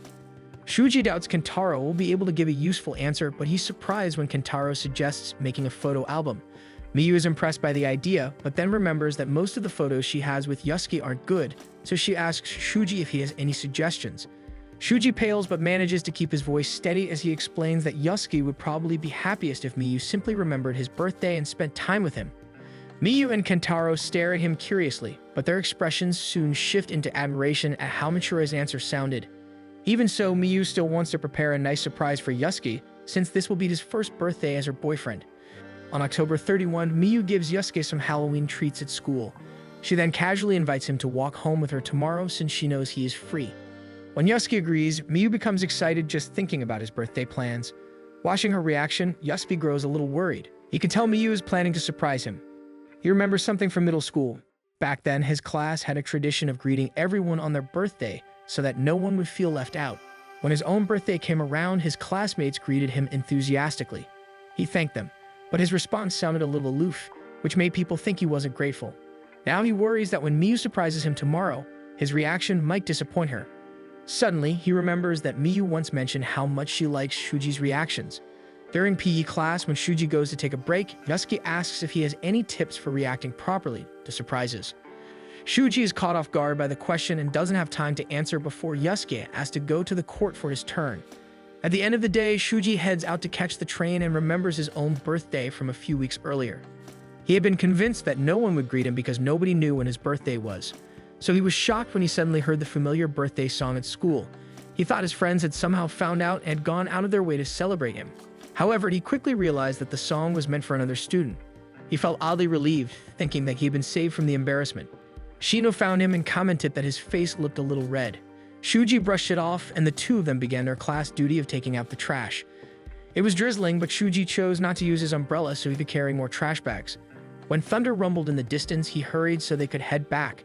However, he ended up slipping on the muddy ground, causing Shino to laugh. As he grumbled about his bad luck, Shino moved her umbrella over to cover him. She then casually mentioned that it was his birthday. Shuji was surprised, so Shino explained that she had only recalled it just then because of how his pronunciation sounded in English class. As Shuji finished standing up, she asked if he was looking forward to the lunchtime broadcast, which he denied. Shino then suddenly offered him a sticker as a birthday gift. Shuji lifted his hand slightly, telling her that he was dirty, but thanked her for the gift. Now, Shuji finds himself looking at that same sticker placed on his Metro card. Shino notices it, though she doesn't recognize it as something she gave. After a few seconds, she finally remembers and begins teasing Shuji about it. Meanwhile, Yasuki is struggling to stay awake. Normally, he goes to bed early, but tonight he decided to stay up until midnight just in case Miyu calls to greet him. Eventually, he begins to think he might be getting ahead of himself and decides he should just go to sleep. He flops down onto his bed. A few seconds later, Miyu calls him. He answers, though his exhaustion is obvious in his voice. Miyu notices right away and apologizes, promising that he can hang up right after she greets him. Seconds later, Miyu happily wishes him a happy birthday and apologizes that her surprise isn't grand. Yasuki thanks Miyu and she teases him for sounding sleepy. Deciding to finally let him rest, she bids him good night.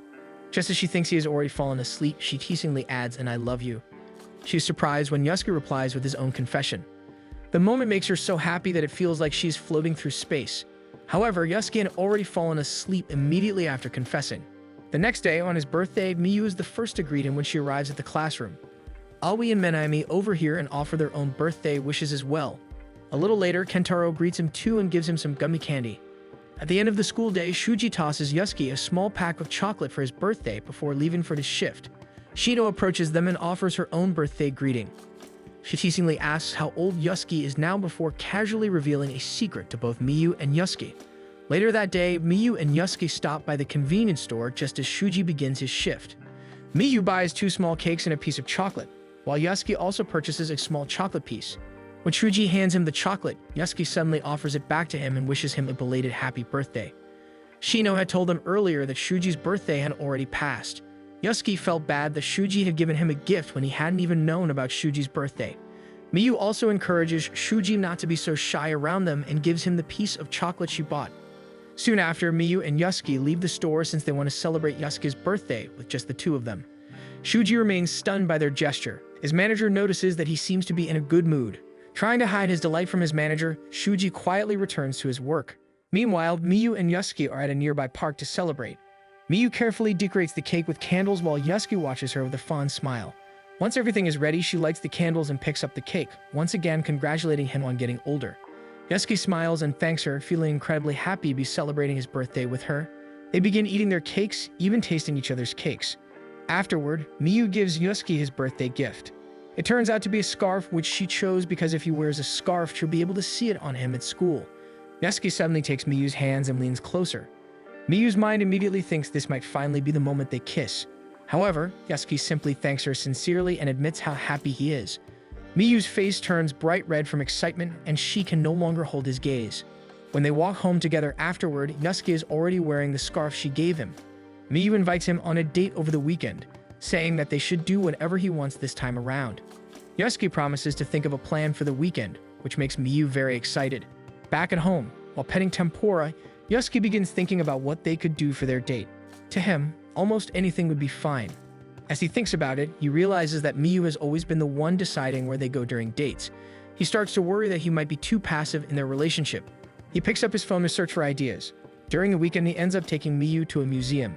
Miyu mentions that the last time she visited one was during a school trip, while Yasuki recalls that he really enjoyed going to museums when he was younger.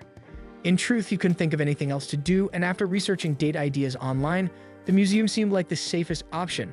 There happens to be a special exhibit that day, so they decide to check it out. However, the crowd is so large that they have to squeeze through people just to see anything. Even as they try to move closer, they still can't get a good look. In the process, they even end up briefly separated by the crowd. They eventually decide to give up and rest on one of the nearby benches. Yasuki notices that Miyu seems a little tired and apologizes to her. Miyu looks confused by the apology and tells him that there are still plenty of things left to see. She then happily leads the way toward the permanent exhibits. They spend time looking at fossils, preserved animals, and various displays throughout the museum. Miyu remains fascinated by each exhibit, constantly finding new things to admire. By the time they leave, it is already dark outside. Miyu happily admits that she had a great time at the museum, much to Yusuke's relief.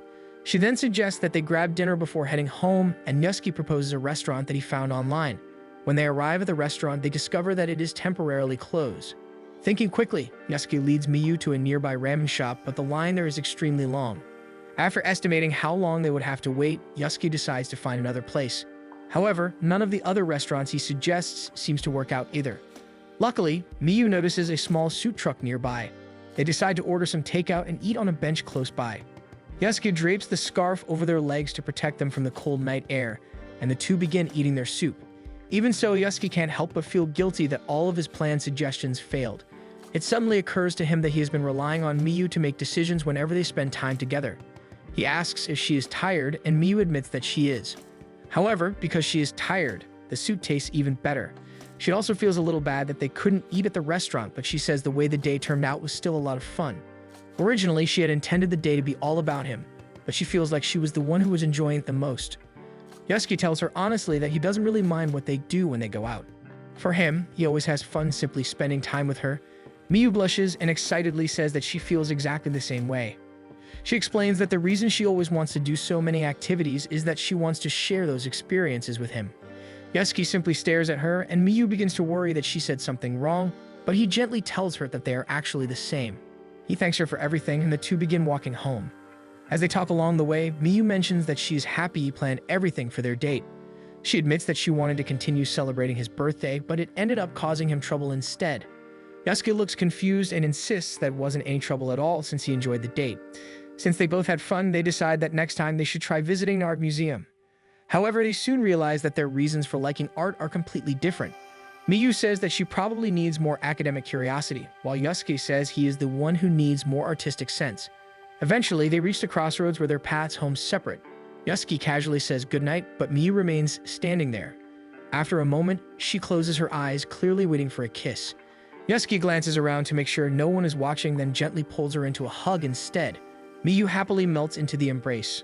But when they separate, she suddenly cups his face and quickly kisses him on the cheek. As she pulls away, she finally says goodnight and runs off toward home while giggling. Yusuke is left standing there, still trying to process what just happened as he touches his cheek.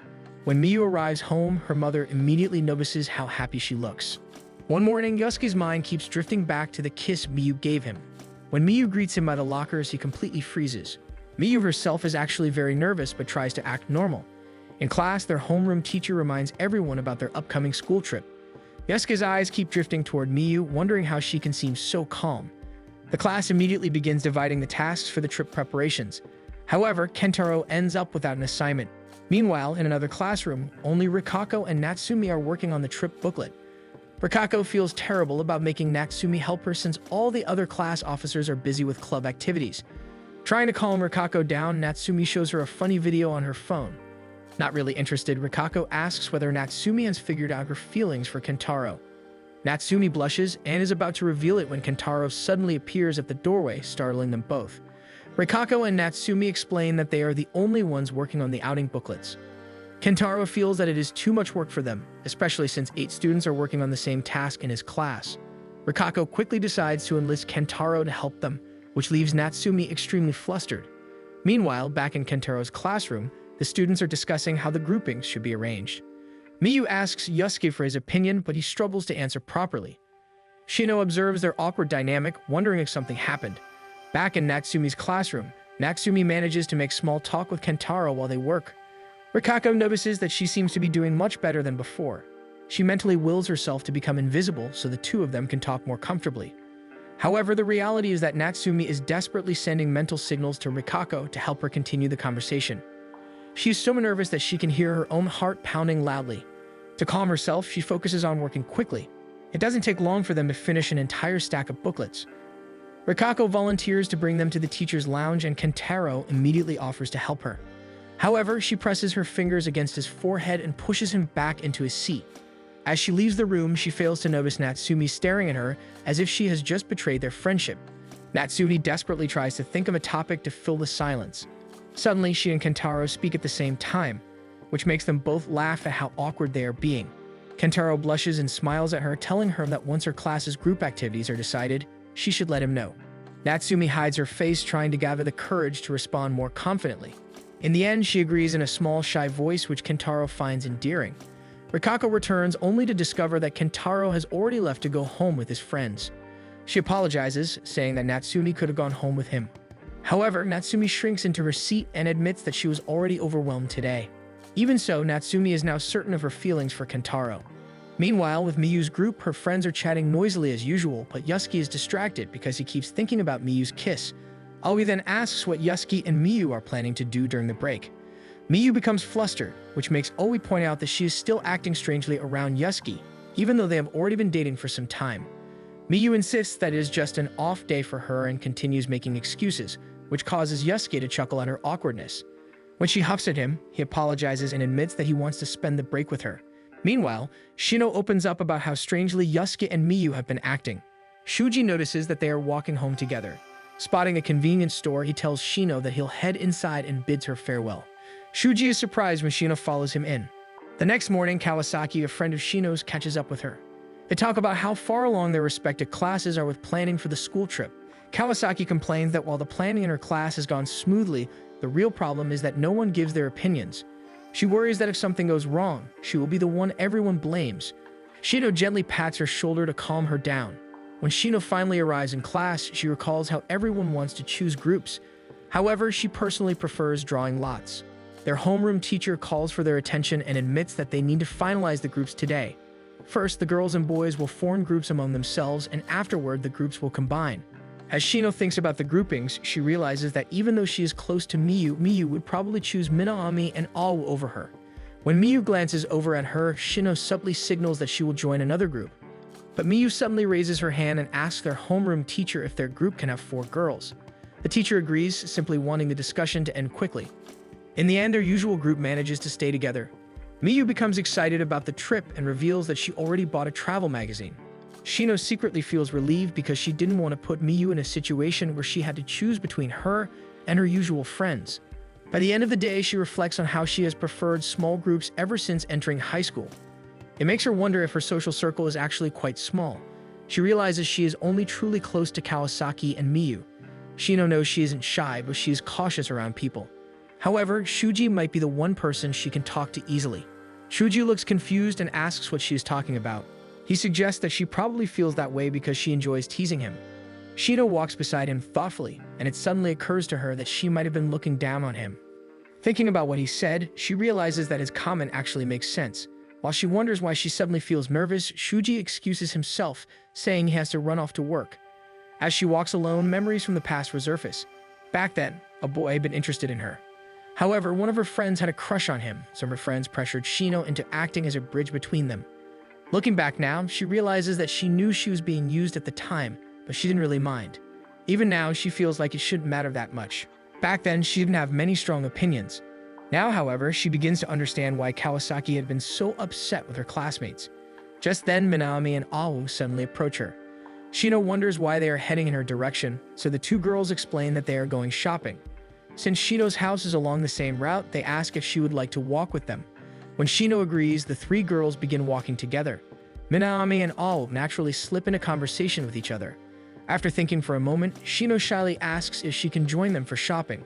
Awu and Minami immediately brighten and ask her which pharmacy they should go to. As they continue walking, Shino finds herself becoming comfortable with the conversation while they talk about facial cleansers and skincare. Minami and Awu even admit that they are curious to see what Shino looks like without makeup. The 3 girls continue chatting as if they have been friends for years, and for the first time in a while, Shino truly feels like she belongs. Later, they send Miyu a photo of the 3 of them happily eating teppanyaki together. On the day of their outing, the group is excited for the chance to experience hands-on learning outside of their usual classroom routine. Their homeroom teacher reminds everyone to stay with their assigned groups. For the first activity, Miyu's group is scheduled for wagashi making. When they enter the room, Miyu immediately spots Natsumi and Rikako. Miyu quickly recognizes Rikako as Kentaro's beautiful friend. When Rikako introduces herself properly, Miyu finds herself amazed at how beautiful she is. Soon they begin crafting their wagashi. Miyu quickly realizes that the process is much harder than it looks. She is surprised by how well Yusuke manages to shape his sweets. Miyu then excitedly asks about their plans for the following day. Natsumi explains that tomorrow is their sightseeing day and shares their travel route. Miyu realizes that several of their destinations overlap. Then she remembers that most of those locations had actually been suggested by Kentaro. She realizes that Kentaro had suggested those places so he could see Natsumi. Smiling, Miyu says they should definitely take photos together whenever they see each other. Later, the girls share a room with Minnie, their class representative, who seems slightly concerned due to the bath schedules. Minami immediately suggests they pass the time by playing games while waiting. However, their other female classmates in the room are far more interested in gossip. They begin asking Miyu directly whether she is dating Yusuke. Miyu is naturally friendly, so it isn't unusual to see her spending time with other boys, but they suspect that her relationship with Yusuke might be different. The questions gradually become more personal, asking how far they have gone or whether Yusuke has shown interest in anything romantic. Miyu grows increasingly flustered until she finally hides under her futon, even though they haven't actually gone that far. While soaking in the bath, Miyu finds herself thinking about her relationship with Yusuke. She then remembers the things the other girls said earlier and begins to worry that maybe her romantic appeal is actually quite low. Shino approaches her in the bath, noticing that Miyu looks troubled. When Shino asks what's wrong, Miyu admits that she wants to make progress in becoming more charming. Shino insists that Miyu is already very cute, but Miyu still feels like she lacks a certain kind of appeal. After thinking about it for a moment, Shino gently advises her not to rush things. However, Miyu confesses that she at least wants to share a kiss with Yusuke soon. Then she asks Shino how she manages to give off such womanly vibes. Shino struggles to answer because she doesn't really see herself that way. After the bath, the girls go through their usual bedtime routine. Miyu even straightens her hair, hoping that Yusuke might notice how different she looks. When the girls step out into the hallway, they suddenly freeze after noticing some of the boys exiting the bath at the same time. Miyu notices that Yusuke isn't among them, so Kentaro tells her that he is probably somewhere nearby. Miyu heads toward the vending machines and decides to startle Yusuke. She casually tries to fish for compliments. Yusuke admits that he was surprised when he saw her and even thought she was a stranger for a moment. His straightforward answer disappoints her slightly, but she quickly brightens again when Yusuke adds that he was relieved it turned out to be Miyu. Miyu then asks if he is okay sharing a room with loud boys. Yusuke explains that they are mostly playing a card game, and he just watches. Miyu smiles, mentioning that the old Yusuke probably wouldn't have even bothered with them. Yusuke tries to deny it, but then realizes that Miyu might be right. He admits that he doesn't really have a preference between how he used to be and how he is now. Before, he never had doubts or complaints about anything, but now he finds himself thinking about things in ways he never did before. However, he doesn't dislike this change. He feels grateful to Miyu for helping him realize how ignorant he was. Miyu blushes, embarrassed that she had been worrying about becoming more physically intimate with him. She tugs on his sleeve and quietly admits that she loves him. Yusuke instinctively leans closer, but before anything can happen, Miyu suddenly blurts out that she should head back. She quickly runs back, leaving Yusuke flustered. The rest of the evening is spent quietly in their respective rooms, while Natsumi and Rikako have their turn in the bath. During the second day of the school trip, Natsumi is taking pictures. She seems satisfied, but Rikako knows that Natsumi is hoping to see Kentaro. Natsumi admits that she is, but she doesn't want to force an encounter. Rikako suggests that they simply make concrete plans to meet up, but the mere idea of arranging a meeting makes Natsumi panic. Natsumi tells Rikako that she feels guilty for leaving her alone, but Rikako is unamused at being used as the reason. She decides to forgive Natsumi for now and comments that she hates people who lie. However, when a guy asks what they are being noisy about, Rikako immediately lies and tells him they weren't talking about anything. At one of the sightseeing spots, Miyu and the others study a love divination stone. Miyu explains that if you close your eyes and walk toward the matching stone across from it, your wish for love will come true. Shuji finds the idea embarrassing, but Kentaro easily volunteers to give it a try. As Kentaro begins the walk, his friends cheer and guide him from the sidelines. Morimoto, their male class representative, finds them and decides to position himself directly in front of the stone. Once Kentaro reaches him, Morimoto suddenly pulls him into a firm hug. Kentaro complains about Morimoto getting in the way, but Morimoto argues that since he is bigger than the rock, Kentaro will receive more blessings. Natsumi's class also arrives at the same spot. Rikako tries to convince Natsumi to talk to Kentaro, but Natsumi is hesitant.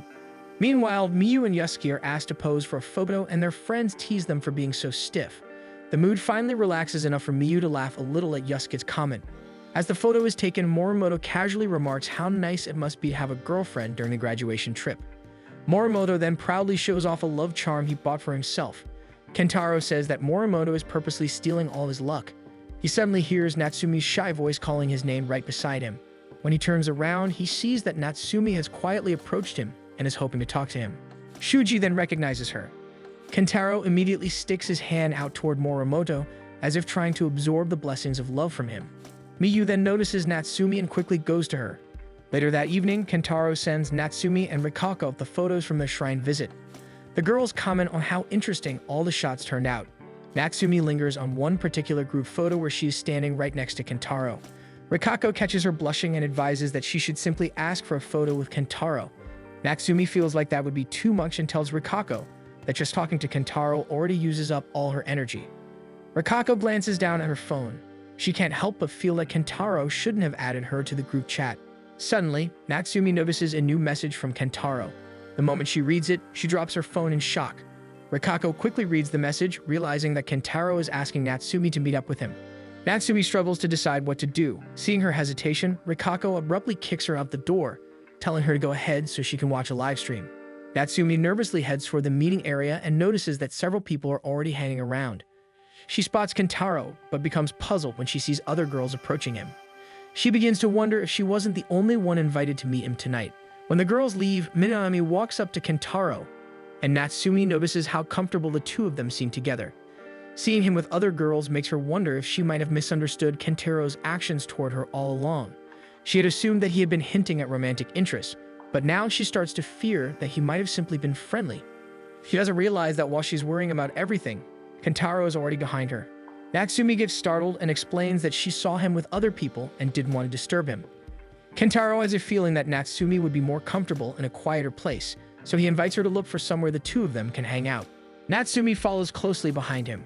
Her earlier messy thoughts seem to have faded once Kentaro suggests going elsewhere.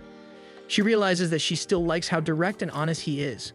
They end up near a vending machine and go through the photos together. Kentaro excitedly explains who the people in the pictures are since Natsumi hasn't met everyone. Suddenly, a message pops up telling him to head back, forcing her hangout time to be short. Before they part ways, Kentaro asks if Natsumi would be willing to hang out with him more after the trip. Natsumi's face turns even redder as Kentaro explains that he actually wants those times to be just the two of them. Natsumi finds herself agreeing before quickly running back to the hall near her room.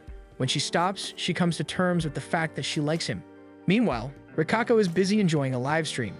The next day, Shuji remembers how he had hated his middle school graduation trip. However, now he feels different about his high school one. He and his friends enjoy the different sights and activities, and he can't help but feel happy. After their activities, Minami asks her homeroom teacher if they can leave the group to buy ice cream. Their teacher allows them and reminds them to make sure to arrive at the meeting point early. Almost the entire class cheers, and Shuji finds himself about to cheer along with them until he suddenly realizes that Shino is next to him. He stops himself and realizes that even though he is no longer in middle school, his self-conscious side is still present, especially when he is near Shino. Their friend group eventually heads to a shop that sells deer crackers because Miyu wants to feed some deer. Shuji finds himself agreeing to split the cost of one pack with Kentaro. When the group arrives at the feeding spot, they are surprised to see that the deer are already eagerly waiting for them. The animals crowd around the group, clearly anticipating the crackers. Nearby, the others decide to simply watch and are amused as they struggle. Shino laughs at the scene, and Miyu returns to them since the deer left her as soon as the crackers were finished. They then look over at Shuji and notice that the deer are still begging him for more food even though he has already given them everything.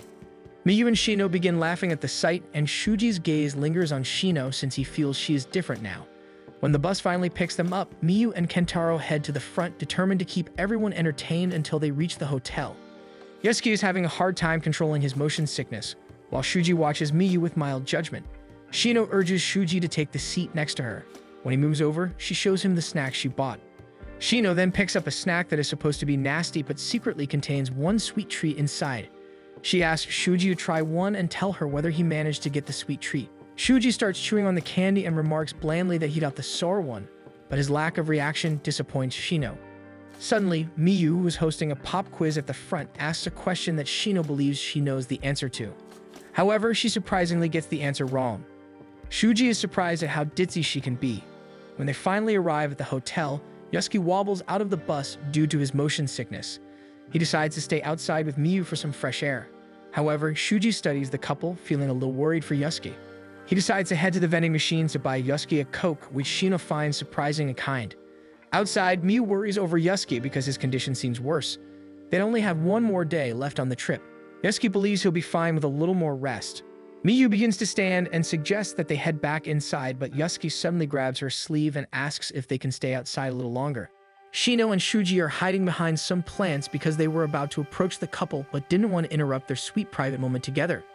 They quickly run away so they won't get caught, and Shino can no longer contain her giddiness over how adorably sweet the couple is. Shuji feels a bit annoyed, so he decides to drink the Coke himself. When he opens the bottle, most of its contents fizz out. Shino begins laughing uncontrollably, and Shuji scolds her for laughing at his misfortune. He takes the opportunity to observe how Shino seems more carefree than usual.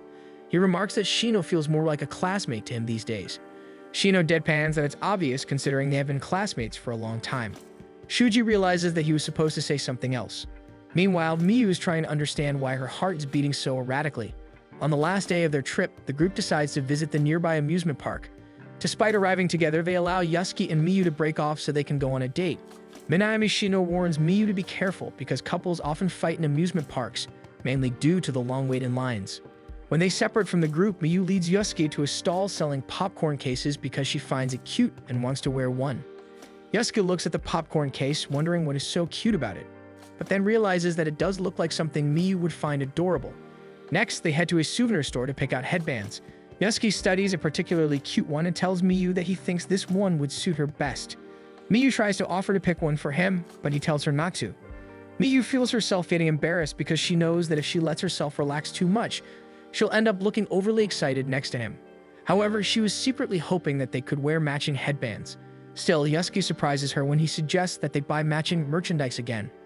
She wonders why Yasuki does not want to wear a headband. Yasuki explains that he simply can't picture himself wearing one, but he still thinks Miyu would look nice in it. Miyu tries to reassure him that it's okay to look a little silly in a place like this, but she also tells him not to force himself. Miyu then offers him some popcorn from her case. His hand gently pats the case as he admits that he is finally starting to find the mascot cute. They spend the rest of the day trying out rides, looking at the different displays, and even playing some of the games available in the park. Miyu tells him that, despite their friend's warning, she found the day really fun. Yasuki agrees, but he points out that since it's almost time to leave, they probably won't be able to line up for another ride. Miyu then receives a message from Shino, and based on the photos attached, the group has already gathered at the meeting point. She realizes that it's probably time for them to meet up with everyone. As she begins walking toward the meeting location, Yasuki suddenly grabs her hand and asks if they can take the long way back instead. Miyu becomes flustered and accuses Yasuki of trying to kill her with how sweet and cute he is. The couple walks hand in hand back to their friends, with Miyu feeling extremely giddy. When everyone meets up, the girls are shocked to see all the boys wearing matching headgear. Even Yasuki is surprised that Shuji is wearing one. When they are asked to take a group photo together, Miyu notices that Yasuki seems a little left out since he decided not to wear any headgear. She lightly teases him to brighten his mood, even suggesting that they should visit again someday so he can let loose next time. They all pose for the photo, and everyone feels satisfied with how the last day of their trip turned out. One morning at school, Miyu spots Yasuki by the shoe lockers and greets him enthusiastically. He returns the greeting, but Miyu isn't pleased with the fact that he used her last name. He points out that she also called him by his last name, and they both reason that school feels like a strange setting to call each other by their first names. Miyu suddenly comments that it would be different if it were just the two of them, because Yasuki tends to be more proactive in private. He gives her a disapproving look at that comment. In class, Miyu acts like an announcer and narrates what everyone is doing before graduation. Her group of friends is working on a project, with Alwi handling most of the handwriting. Shuji calls Minami out for not contributing, and Shino laughs at their exchange.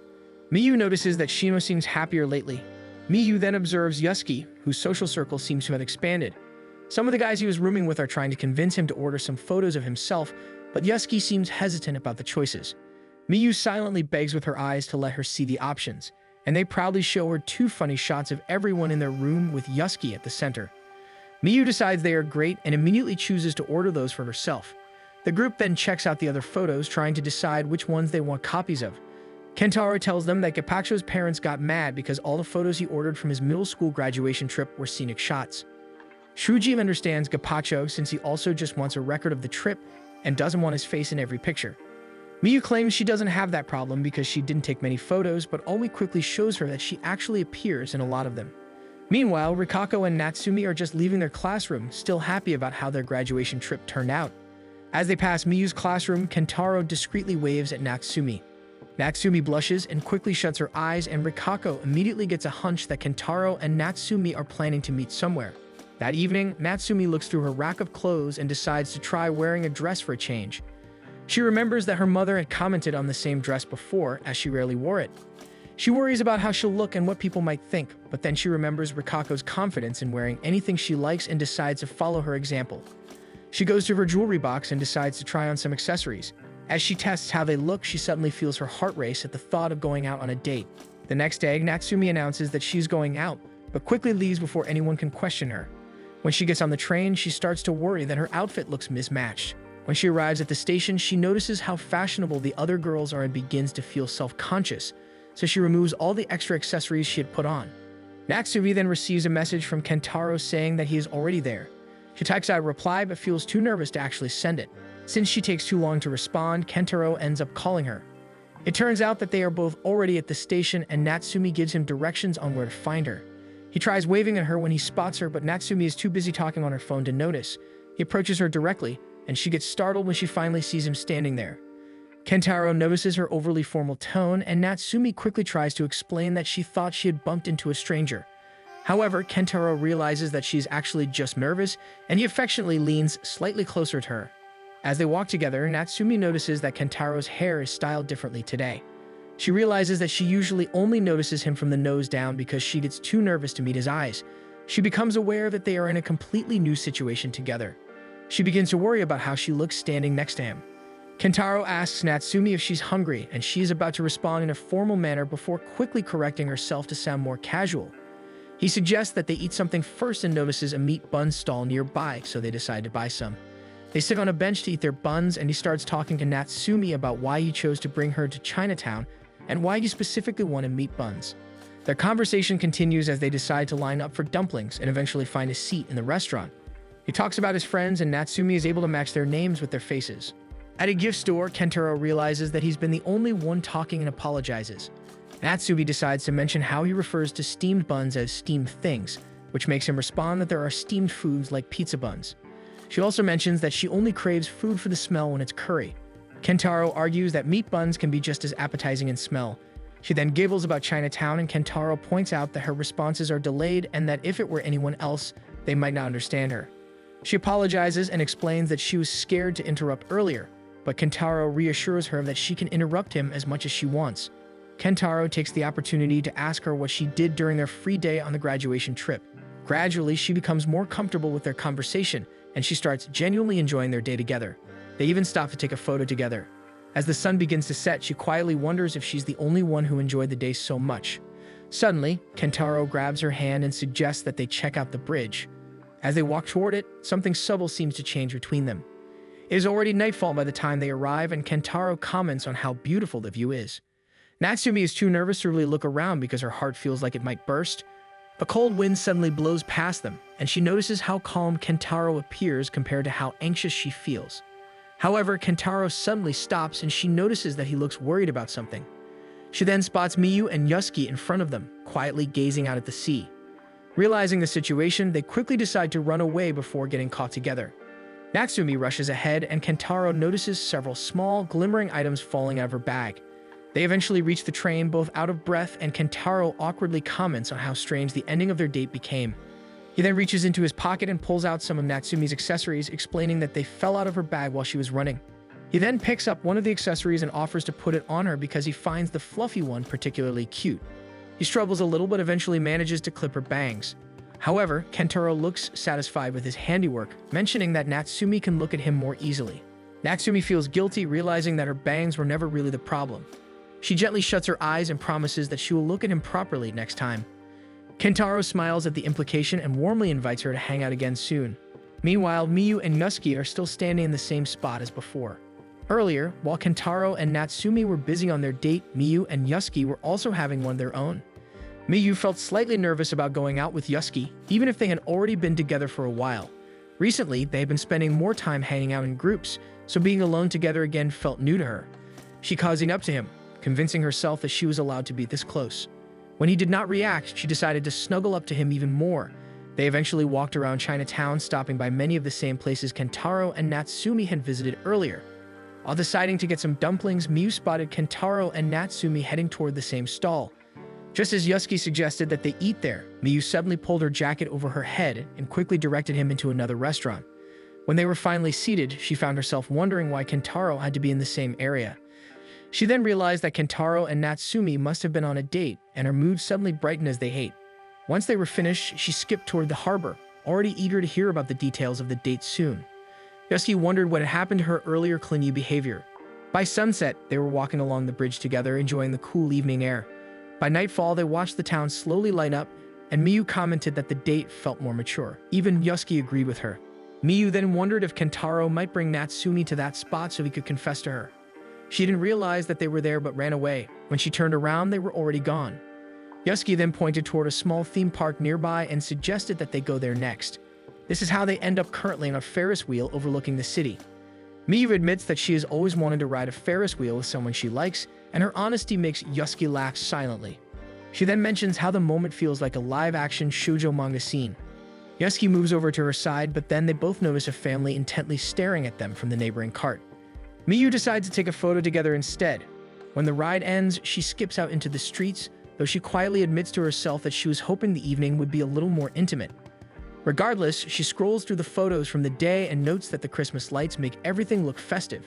She mentions that it is her favorite time of year and begins singing Christmas carols, which makes Yusuke smile at her. Yusuke then asks if she wants anything for Christmas.